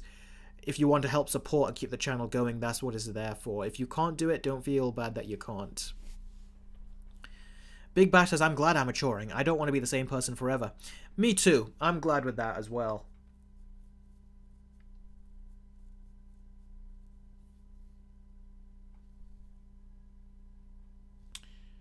Oh, yes, Eric. I guess I would do that. Wouldn't I? Imagine if that was a gag in the video. Yeah, Source Fierce. Billy and Mandy was amazing. Drake Holly says, wish we can make a time machine and go back in time and enjoy our childhoods again. Yeah, that's something that I always have said as well, jokingly, but something that you would like to do. However, you wouldn't want to stay in your childhoods. That's the thing. You want to relive your childhood, but you don't want to stay in it. That's something you don't really want to do. And that's something that I don't want to do either. Can't imagine staying in my childhood. That would not be so much fun. Looks like I've got a Streamlabs chat from someone. Let's see who. Oh, it's Yako, the Volcanic Muto, who's did a £1.7 donation. Says, I feel that, Eric. I'm 19 now, and only now am I slowly starting to enjoy life. Before, I'd worry about little things coming from a traumatic childhood. I never had the opportunity to enjoy half the world without worrying about little shit. Now it's better. Thing is, that worry still is there. For me, it's also kind of there. Yeah, so for everyone it's there. Everyone has that. They always say that you just kind of... What I find is that you can kind of sulk, which is what a lot of us do, but sulking also makes you feel worse because you feel like you're not doing anything about it. You know, the situation. So the best thing to do is to always try to do better. You know, just try to do it anyway, because otherwise you're just going to feel worse. That, yeah, I'm feeling bad because I'm not where I am, but I'm not doing anything about it. And that makes you feel twice as worse, or even 3 times as worse. So the trick is to always try to just force yourself to pursue something that you know will make you feel happier. So yeah. King K says, what videos have people paid for you to do? I've only got, right now, because I've not announced it officially yet, the only place I've announced it is on my live streams, but most of my viewers watch my actual videos, and I haven't announced it there yet. When I do, the slots, I'm assuming the slots, I'm very sure they'll get taken up, because I haven't put much slots there. I've put a lot of limitations on them, so not many people can get them. And once people have taken them, no one else can get them after that. So that's why anyone who's on the live streams that goes for those commission videos on my Patreon, you're getting first dibs, essentially, because once I let everyone else know, it's going to be gone. So, yeah.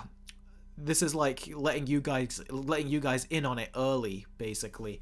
So yeah, you can go ahead and request any of the stuff, but once the perks are gone and people have taken them, then you can't get them again until that person says, I want to stop commissioning videos. But if they decide to stay on those slots, then they're gone and you can never get them. Even if they decide to stay on it forever, again, they'll be gone and you can't, get them at that point. So get in there now while you can, because you know, once they're gone, and then you can't get the request video. So if there's a video you wanted to request from me, you won't be able to get it then. So that's why this is like a very, very early way of like letting you guys know the information here, like giving you an early advertisement for it. Because my main audience, my audience that watches my videos as well, a lot of them are not aware of it yet, but once they are. Jake says, yeah, I still liked Billy and Mandy even as I became a teen, but society kept telling me to grow up and watch stuff like Big Bang Theory instead. I feel like society will be saying that a lot less now. I mean, look at some of the more slightly ridiculous scenarios. There are people that watch stuff like My Little Pony, guys, like full-grown men, and society is trying to say there's nothing wrong with that. Let them watch it. Let them identify and say that I identify with that My Little Pony. At that point, that is really kind of crazy to think about. Even my standards, and I like cartoons. But if they're trying to say that's fine, then what's wrong with watching the other cartoons like Ed, Edd and Eddy, or Dexter's Laboratory, or, like you mentioned, Billy and Mandy, or Foster's Home for Imaginary Friends, or Ben 10, or Ben 10 Alien Force. Like, a lot of these, it's like, if they can justify those, then this should be something that you shouldn't even have to justify. And plus, anyone in your household, if it's family related, they most likely have their little childhood nostalgic thing that they go back to, Jake. So don't feel ashamed about it. And as always, if there's something that you like watching, I always say it's always a safe space here to talk about it. No one here will be judging you about that. Eric, I did answer that. I said I do still have it, but I couldn't find it for this video. I got it somewhere. I don't know where I put it. I mean, last time I remember, it should have been here. Yeah, Big Bash, I do remember that. Let me have one more look. I swear I put that fake gun here. I should have it here. It's where I just dumped my props, so it should be here. Ooh, here it is. Found it. It was right at the back, almost about to fall off the back of the drawer. Sourcefear says, Ed, Edd and Eddy is my whole childhood. I can be 50 years old and still watch it. I don't care what people say. Yeah, me neither. Ed and Eddy to me is like the second best show with regards to slapstick, or the third best. The first best in terms of slapstick comedy is Tom and Jerry. Second best is Looney Tunes. Third best is Ed, Edd and Eddy. They just had a way with doing, like, the sound effects, the animation. They had a way of making slapstick really funny in that show. Paul Casillas says, Evil Dead, I'm glad it will continue being an anthology franchise so that Bruce Campbell's Ash can't be ruined by modern filmmakers. Yeah, but I'm sure Bruce Campbell and Sam Raimi would still be very hands-on in terms of making sure that no one messes Ash up. Just watch the show, for example. I thought they did well by him there. Made him a bit too stupid at times, I'd say, but they did well by him more, I'd say. More than they didn't, I'll say. But yeah, I've got the prop right here, the gun from 3 Minute Reviews. I'll show it to you guys in a second. Let me just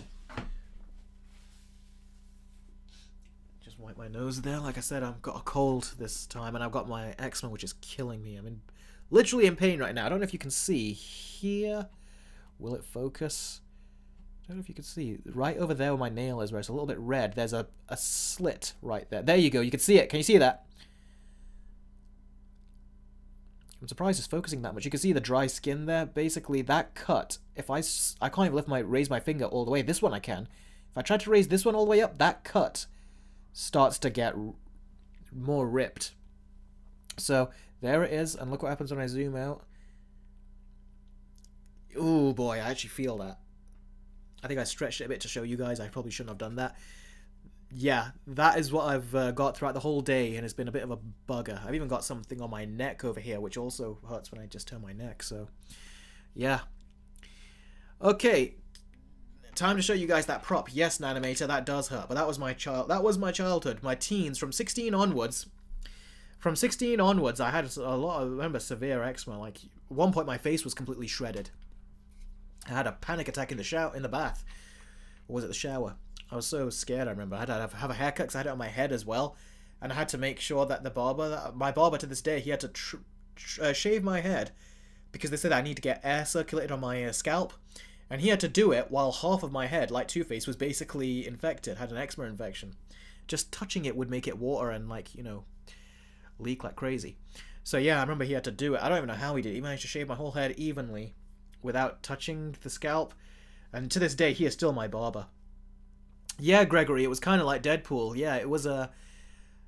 I could even smell it on me as well. It was bad. It was very bad. That was some of the most pain I've been in my life in terms of physical pain. And getting little cuts like this, that is a mercy. I'm used to that in comparison. But even washing your hands just kills. And even eating food can hurt. And you know, it's just a whole thing, basically. But I've learned over all these years, it's been over 10 years I've had eczema. I've been learned how to use it. And it has had its ups and downs, and it's also sorted itself out as well. So yeah, it's not as bad right now. Charlton says, in high school, I got bullied for liking Legos. I'm now in college, and I'm happy to not get judged for liking it. Yeah, that's great that you're in that place. I've never been ashamed of liking any of the stuff, but then again, I was homeschooled for a long time, so maybe I got to just skip all of that. A benefit to me. Parker CS is right. Hail to the king, baby. Let's see here.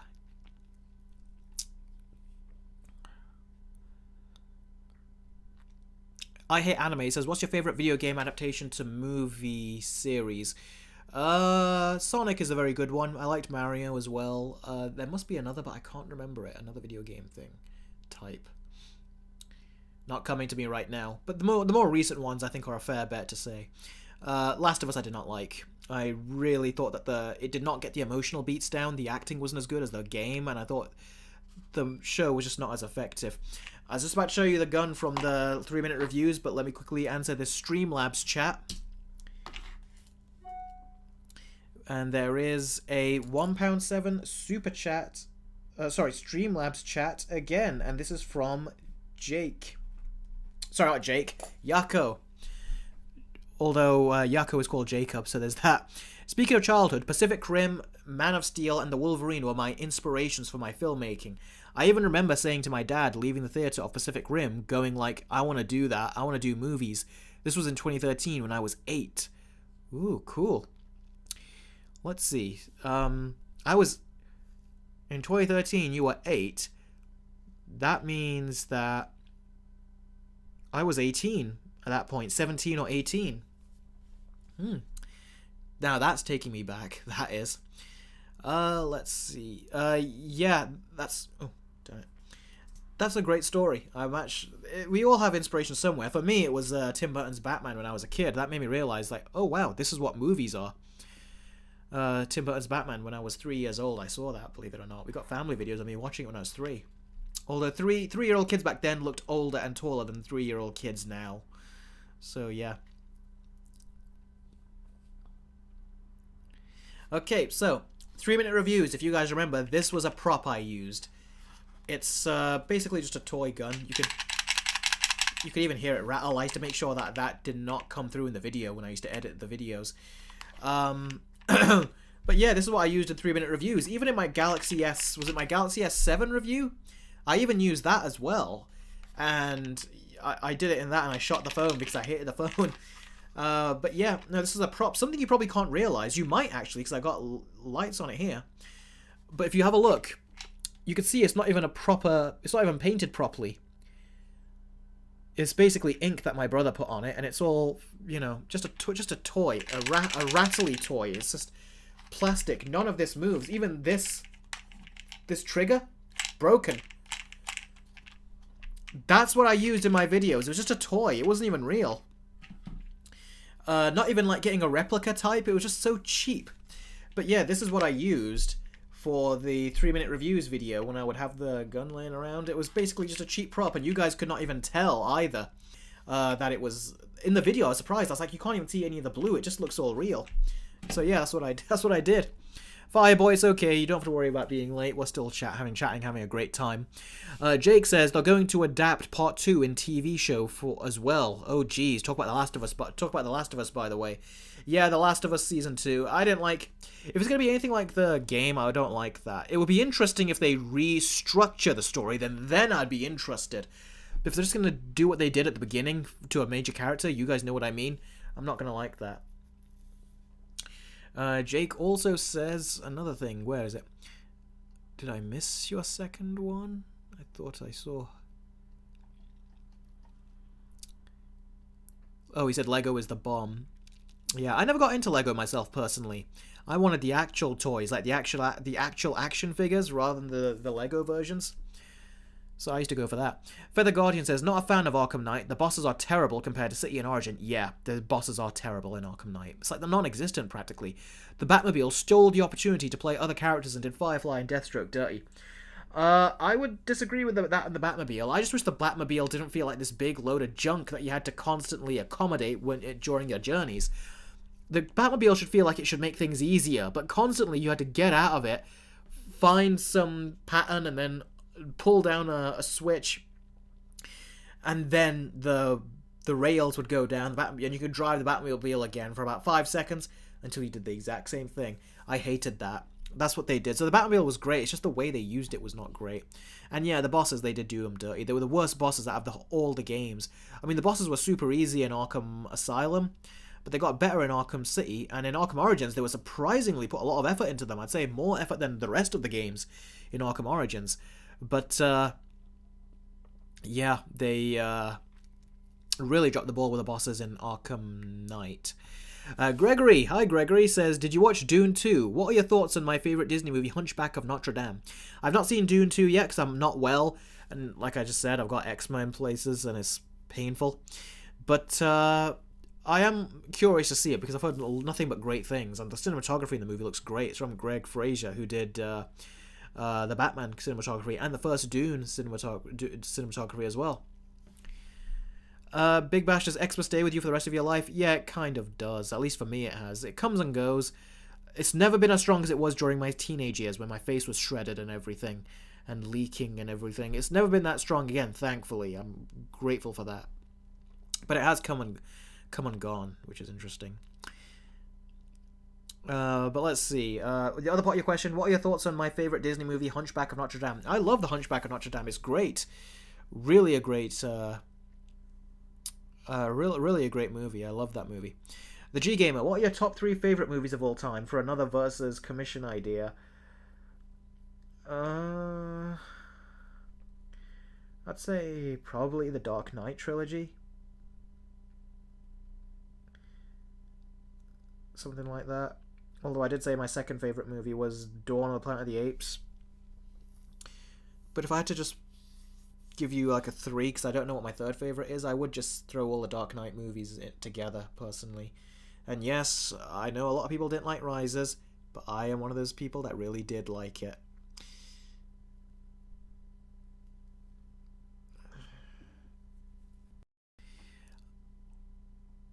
Let's see. Eric, do you think that Zoom and Legacy will beat the MCU in 2025? I think it could, but I think Matt Reeves' Batman Part 2 will beat it.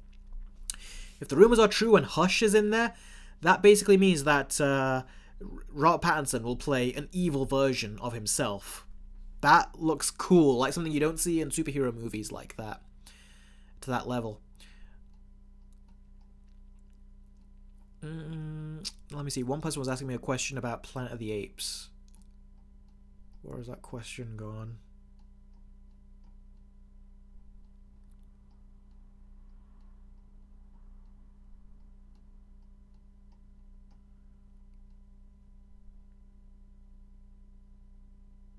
By the way, Jake, I did like The Big Bang Theory as well. I watched that during the pandemic. Otherwise, I never would have watched it. Very funny show. I'm enjoying Young Sheldon as well, although Season 4, in the middle of Season 4, it felt like it kind of waned, that did. But yeah.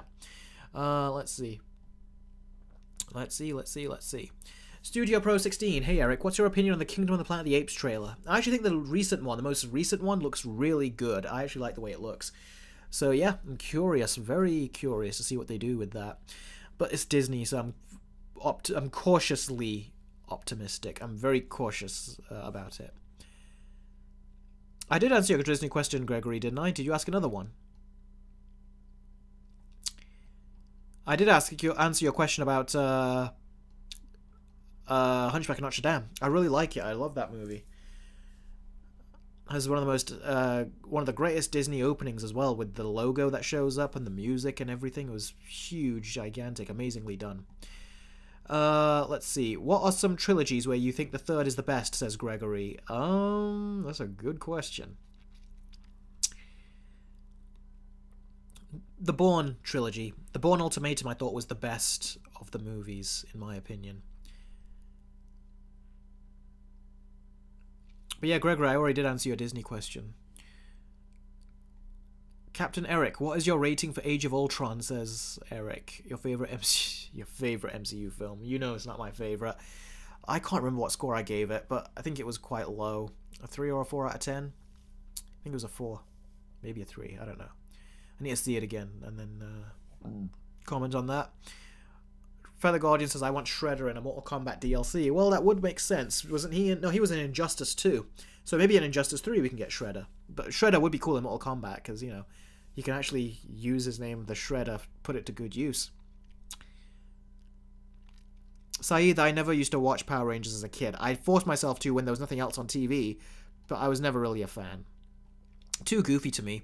The 2003 Ninja Turtles was far more serious than Power Rangers. It looked way too goofy to me. Yeah, Gregory, I love Hunchback of Notre Dame. Watched it as a kid so many times. When you're older, you realize just how dark it is.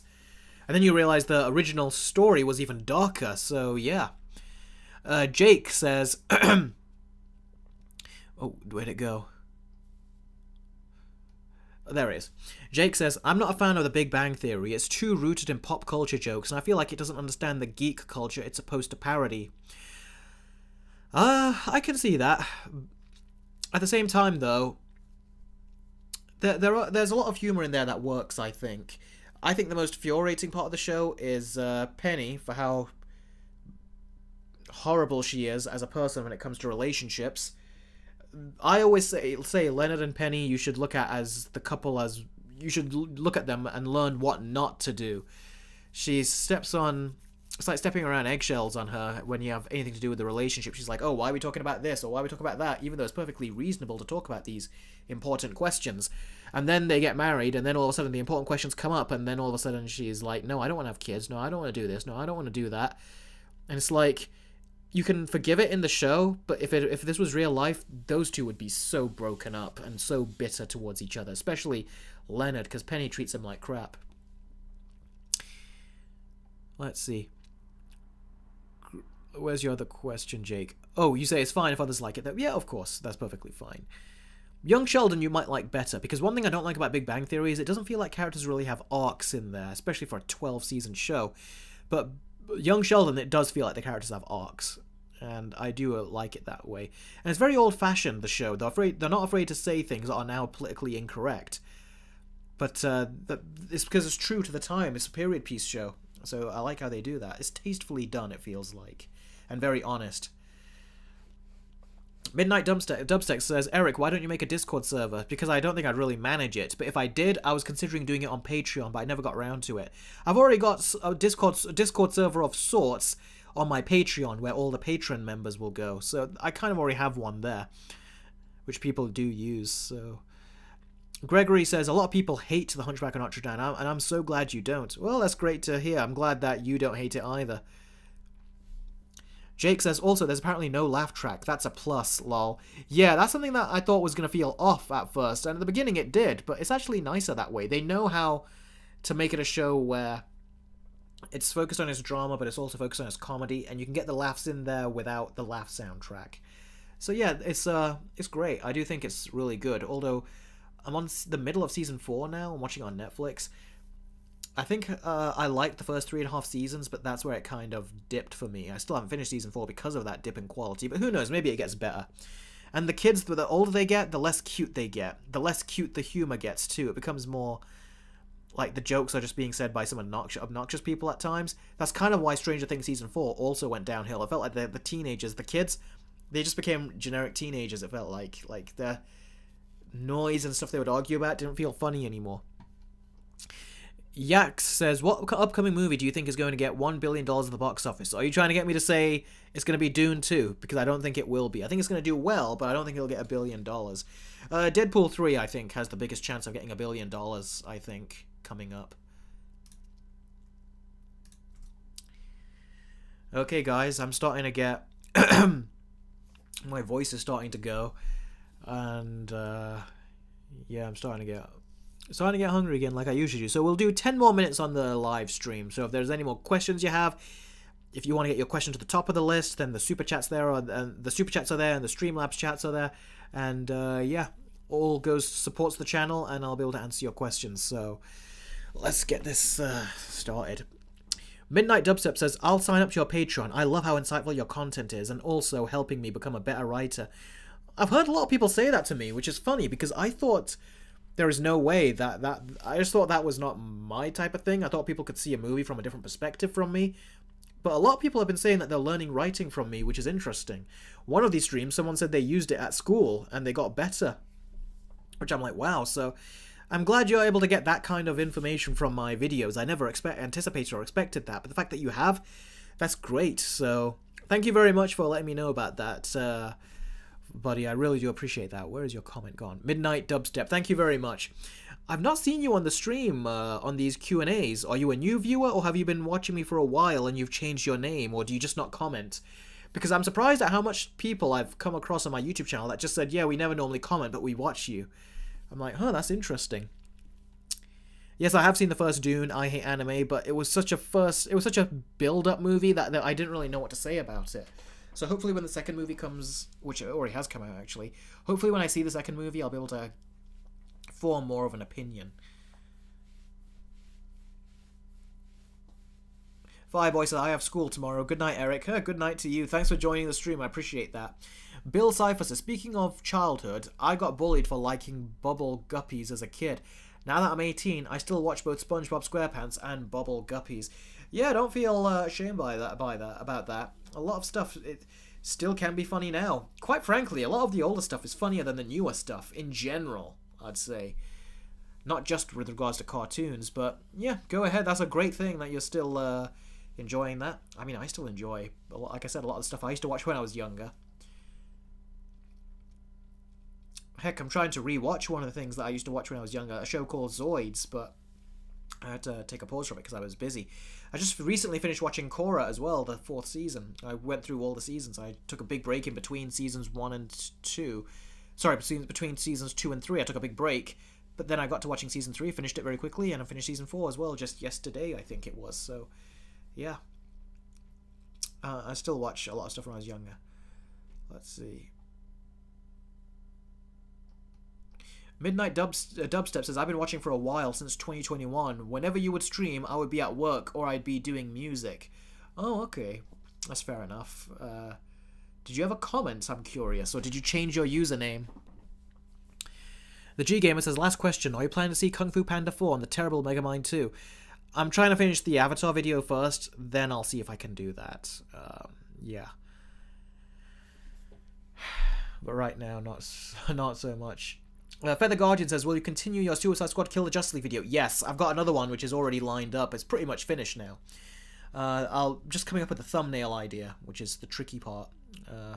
So yeah, then I'll put that up as well. But it's practically done, that video. The Let's Binge Watch Echo video, also practically done.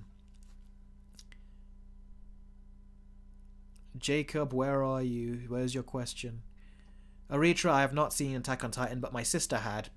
But I only saw a bit of it from when she was watching. Big Bash, that's funny. Where is that question? Jacob.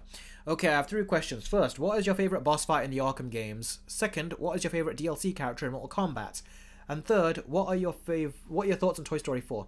Well, I'll say Toy Story 4 first. I've only seen it once. I liked it when I saw it, but the fact I've never seen it again, but I've always seen the first 3 Toy Story movies multiple times since, says a lot.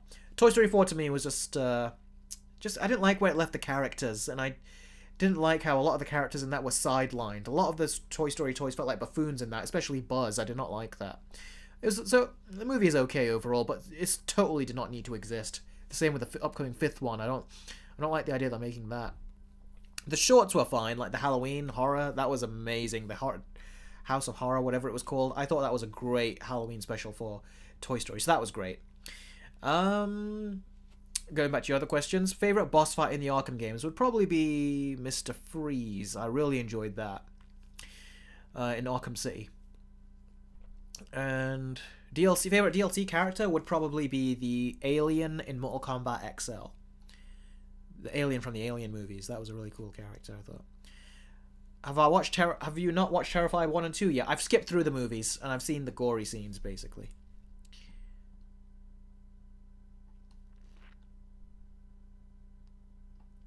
There you go, Jacob. I've answered all 3 of your questions.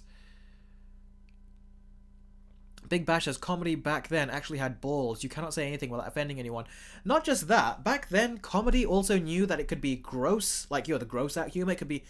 It knew that it could be a gross joke, have gross out humor, but it would attach an intelligent joke to that gross out humor.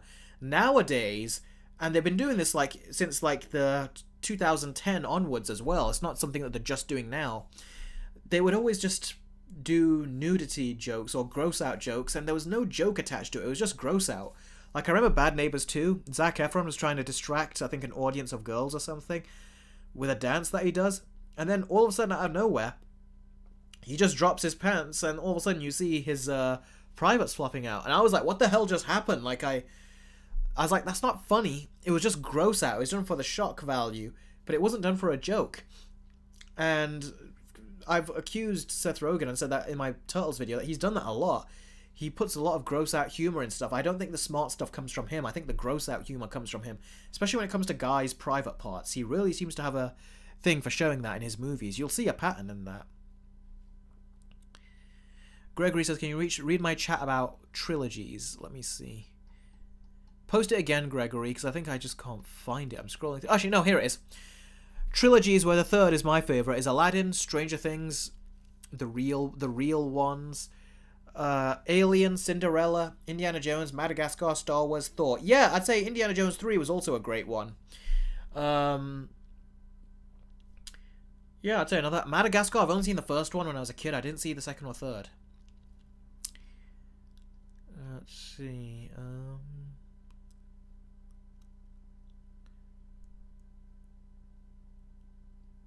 Oh wow, Midnight Dubset says, actually, did you ever post a Nintendo DSi video? If so, then I've seen your stuff when I was a kid then. I don't think I did a DSi video, but I think I did a DS video and a 3DS video. And I think I had the DSi there as a comparison when I was showing the 3DS at the time. So yeah, in which case, you've been around for a very long time. Before I used to review tech, I think I used to review technology videos after that, at that point. So yeah, you've been around for a long time. Anthony Manzano says, hi Eric, I just subscribed to the channel. Oh, you did? Did you subscribe because of this live stream or because of a previous video I uploaded? I'd be curious to know. Oh, Midnight Dubstep said, yes, I did comment about your eczema. You hearted my comment when I heard you were doing better. Okay, that's great. Maybe it's just there's so many of you, sometimes it's hard to remember the names, because some people do end up changing their names and their profile picture, so it's harder to just have to hone in on you guys sometimes. Okay, that's great. I'm glad to know that you've been a long-standing supporter of the channel. Did you agree with my Alien take? You mean for Alien 3 being a great movie of the trilogy? I would say no, because my favorite was Aliens 2. Thank you, Saeed. That's nice. I've got to go now. Adios, says Charleston. No problem. Thanks very much for dropping by. I really appreciate it. Have I watched the 1950... Oh, damn. I don't know where that came from. Have you watched the 1954 Godzilla, says the Fox's Kyle. I haven't, but I do want to. Especially after Godzilla -1. Gregory also said, my thoughts on Despicable Me 1? I can't remember. I need to watch it again.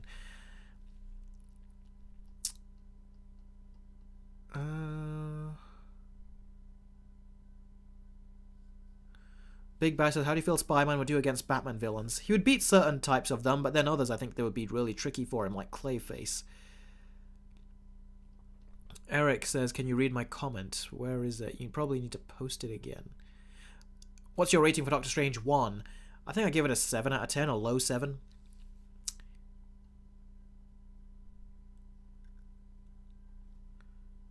Jolie says, when is Spider-Man vs. Spider-Man 2 versus video coming out? Like I said, it's on a pause because I'm working on Avatar. I'll get to it. I know it's taking a while, but these are game versus videos. There's a reason I've not done these on like a large scale. But yeah, I'm still working on it. But the script is practically done, and I've already recorded the voiceovers and edited a lot of it. I just got to finish off the last 2 segments, I think. Was it last 2 or 3 segments in the script? And then I can record them and start editing them as well. Saeed says, I'm enjoying the live stream. Oh, that's great. I'm glad you're enjoying it. But it looks like, well, we've just passed the time at this point. Anthony says, Eric, I subscribed to your channel because of this live stream because I'm excited for the new Superman movie. Oh, really? I didn't think these live streams got me subscribers, to be honest with you. I'm glad that it did. Have you watched any of my other videos before, Anthony? So is that why it recommended this to you, or did it just recommend it to you? Opinion on Injustice 2 today. It's funny you say that because I just got it for my Steam Deck recently after, you know, the crappy release of Suicide Squad Kill the Justice League. I was like, you know what? I didn't buy that game, but I was like, I want to get another Kevin Conroy game, and I got Injustice 2, and I've just played a couple matches on that, fighting Oliver Queen on single fight. I really enjoyed that game. I did a versus video on it back then. My thoughts on it now, I need to play more of it to get my thoughts on it, because I just did a single fight. But it seems faster on the Steam Deck, frame rate and everything, than it was on the PS4 when I reviewed it initially. Oh, that's great to hear, Saeed. It just recommended you because of the Superman movie, says Anthony. Oh, okay, cool. Be sure to watch some of my previous videos, because if it recommended you, I'm sure it must mean that there's things that you've watched that it thinks you'll like from my channel. But yeah, there's a lot of stuff I talk about, like Suicide Squad Kill the Justice League, how poorly they treated Batman in that. I've done videos on that, and I've got many others coming up as well. And another one coming up too. Eric, for the new Superman movie, what aspects do you think James Gunn is going to use in his movie from All-Star Superman for all seasons and Kingdom Come? I don't know, because he says that he's taking inspiration, but it sounds like he's doing a different story. It sounds like he's trying to do a story where there's a disagreement between Superman and a bunch of other heroes that are in the universe. And Superman has been already established in here, so he's not going to go through it again. Kind of like the Batman. He's going to say he's already been established, but for how long? I don't know. Jake says, will you send me the reaction to Boy Kills World trailer reaction here on YouTube? Yes, I will. I've got my notes written here, and I'll do the trailer reaction to it. And I'll definitely send it to you. Thanks again for the super chats, Jake. I really, really do appreciate it. The fact you're still donating those large amounts to me, I'm honestly surprised, and I'm really grateful. Let's see. Midnight Dubstep says, I'm glad that I've seen your videos as a kid. I was also kind of a techie kid. I have seen your tech reviews as well because they appear on my likes list. Yeah, I used to love being a tech kid as well, but then the smartphones, they stopped getting interesting. Smartphones used to be like always evolving with new stuff, but there came a point where I kept saying the same thing in my smartphone reviews. The screen is better, it's a faster phone, the camera is a bit better, and that's it. Everything else was always the same, and it was getting annoying to me. I was like, there's nothing new coming here. And to this day, aside from foldable smartphones, I feel like they haven't really gotten any newer, to be honest. So yeah. Anthony says, what is your favourite DC animated movie for Batman, Superman, Wonder Woman, Green Lantern, or Martian Manhunter that DC has released the past few years? I don't know if I can say over the past few years, but I will say my favourite animated movie for Batman and Superman, my favourite for Batman is Batman Under the Red Hood. My favourite for Superman is actually a combination Batman movie. It's Batman, Superman, Public Enemies. That is a fantastic animated movie, which sounds similar to what James Gunn is going to do with his movie, but with other superheroes rather than Batman in there. Let's see. Favorite Wonder Woman? The Wonder Woman animated movie. There's only one. I think it's from 2009. I loved that. That was great. Green Lantern has an animated movie. I think that's awesome. Martian Manhunter, I don't know what movie he has. I don't think he has one. But Justice League Doom, I thought was a great animated movie that he was in. So I'd say that one. Let's see here. Jess says, Eric, will Superman Legacy have a light tone or a dark tone? It'd probably have a lighter tone, but still get darker when it needs to. Like that's the beauty of DC, and I'm sure James Gunn will put that in. Bill Cipher, last question before I go. Do you absolutely despise Teen Titans Go? I do, because back in the day, they says, we hear you, we hear Cartoon Network, we hear that you all want Teen Titans to come back. So we will make it come back, but you gotta watch these little shorts of Teen Titans first. They were like little tiny 1-minute shorts. And we watched it, and it was just like Teen Titans Go, but it was stupid. But we were like, you know what? This is dumb, but if this is what we have to watch to get the Teen Titans show back, then we'll do it. And then they said, well, bring the Teen Titans show back, and then when it finally released, we saw the first episode with that crappy intro, and we were like, what the hell is this? I felt completely duped. It's like they deliberately, felt like they said, we heard you, but we also did not give a shit about you either, and that's what they fought it out. And I'm surprised to this day it got movies, it's got more seasons, and I'm like, why didn't you bring back the original show at the time? So disappointing. Yak says, I wish you had a bigger fan base. You are a great content creator. I really appreciate that. Noah says, Eric, what are your thoughts on Blade Runner 2049? I did a versus video with Blade Runner 1 and Blade Runner 2049, so go watch that if you want to know my thoughts on it. Because it's been such a long time, I can't really remember a lot of my thoughts. I can give you some thoughts, but better to go watch the video. Big Bash says, you deserve millions of subscribers, Eric. Some of these creators don't deserve it at all. Oh, thanks, I really appreciate that. Midnight Dubstep says, yeah, it sucks how some either take away storage and kind of slow down the phone over time. Yeah, it is. I've only had 2 phones over the last 10 years. I've had the Nexus 6, which I would have kept longer, but the phone, slows down as these phones do because they designed them to slow down, so you buy another one. And now I've got the Google Pixel 3 XL. After all these years, I still have it. It's almost like a 6-year-old phone, I think. Or is it approaching 6.5 years now? But I've had it for a long time. The shame about that is that now that I have to get a new phone, it was cheaper back then when I got it. But now a phone costs like about $1,000 or £1,000 plus. And it's like, that is a huge price to pay for a phone, whereas I paid less for the last 2 phones I had. But because I don't get phones in years, there's a huge price increase since. So, yeah.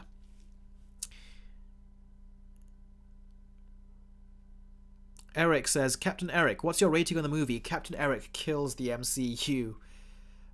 I don't know. How much of the MCU are we talking that he kills? Yeah. I don't know. I wish I could say something clever to that, but I don't really have anything to say. What do you like about Stranger Things Season 4? I liked the villain. I liked some of the set pieces.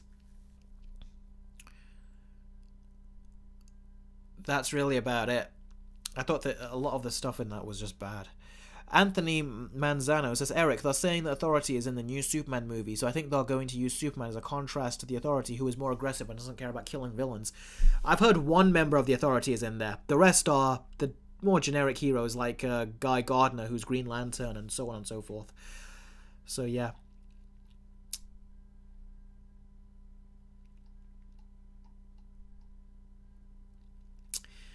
Anthony says, Eric, I'm guessing since you live in Britain, I'm gonna ask, do you use Tesco Mobile or AT&T?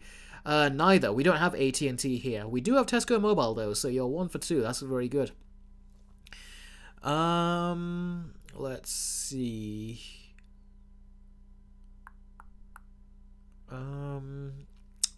Yes, we don't have AT&T, but no, I'm on 3 Mobile. Before that, I was on Virgin Media, which used to be 1. Yeah. Make all the jokes you want about that name. Midnight Dubset says, are you open with doing collaboration with other content creators that are like smaller? It depends what the collaboration is and how long it will take to do the collaboration. Big Bash says, greed, that's why things are bad. Yep, totally agree.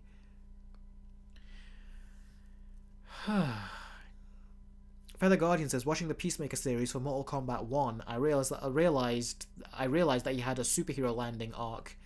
Yeah, if I remember correctly, I think he did as well. Let's see. Okay, everyone, I think it looks like...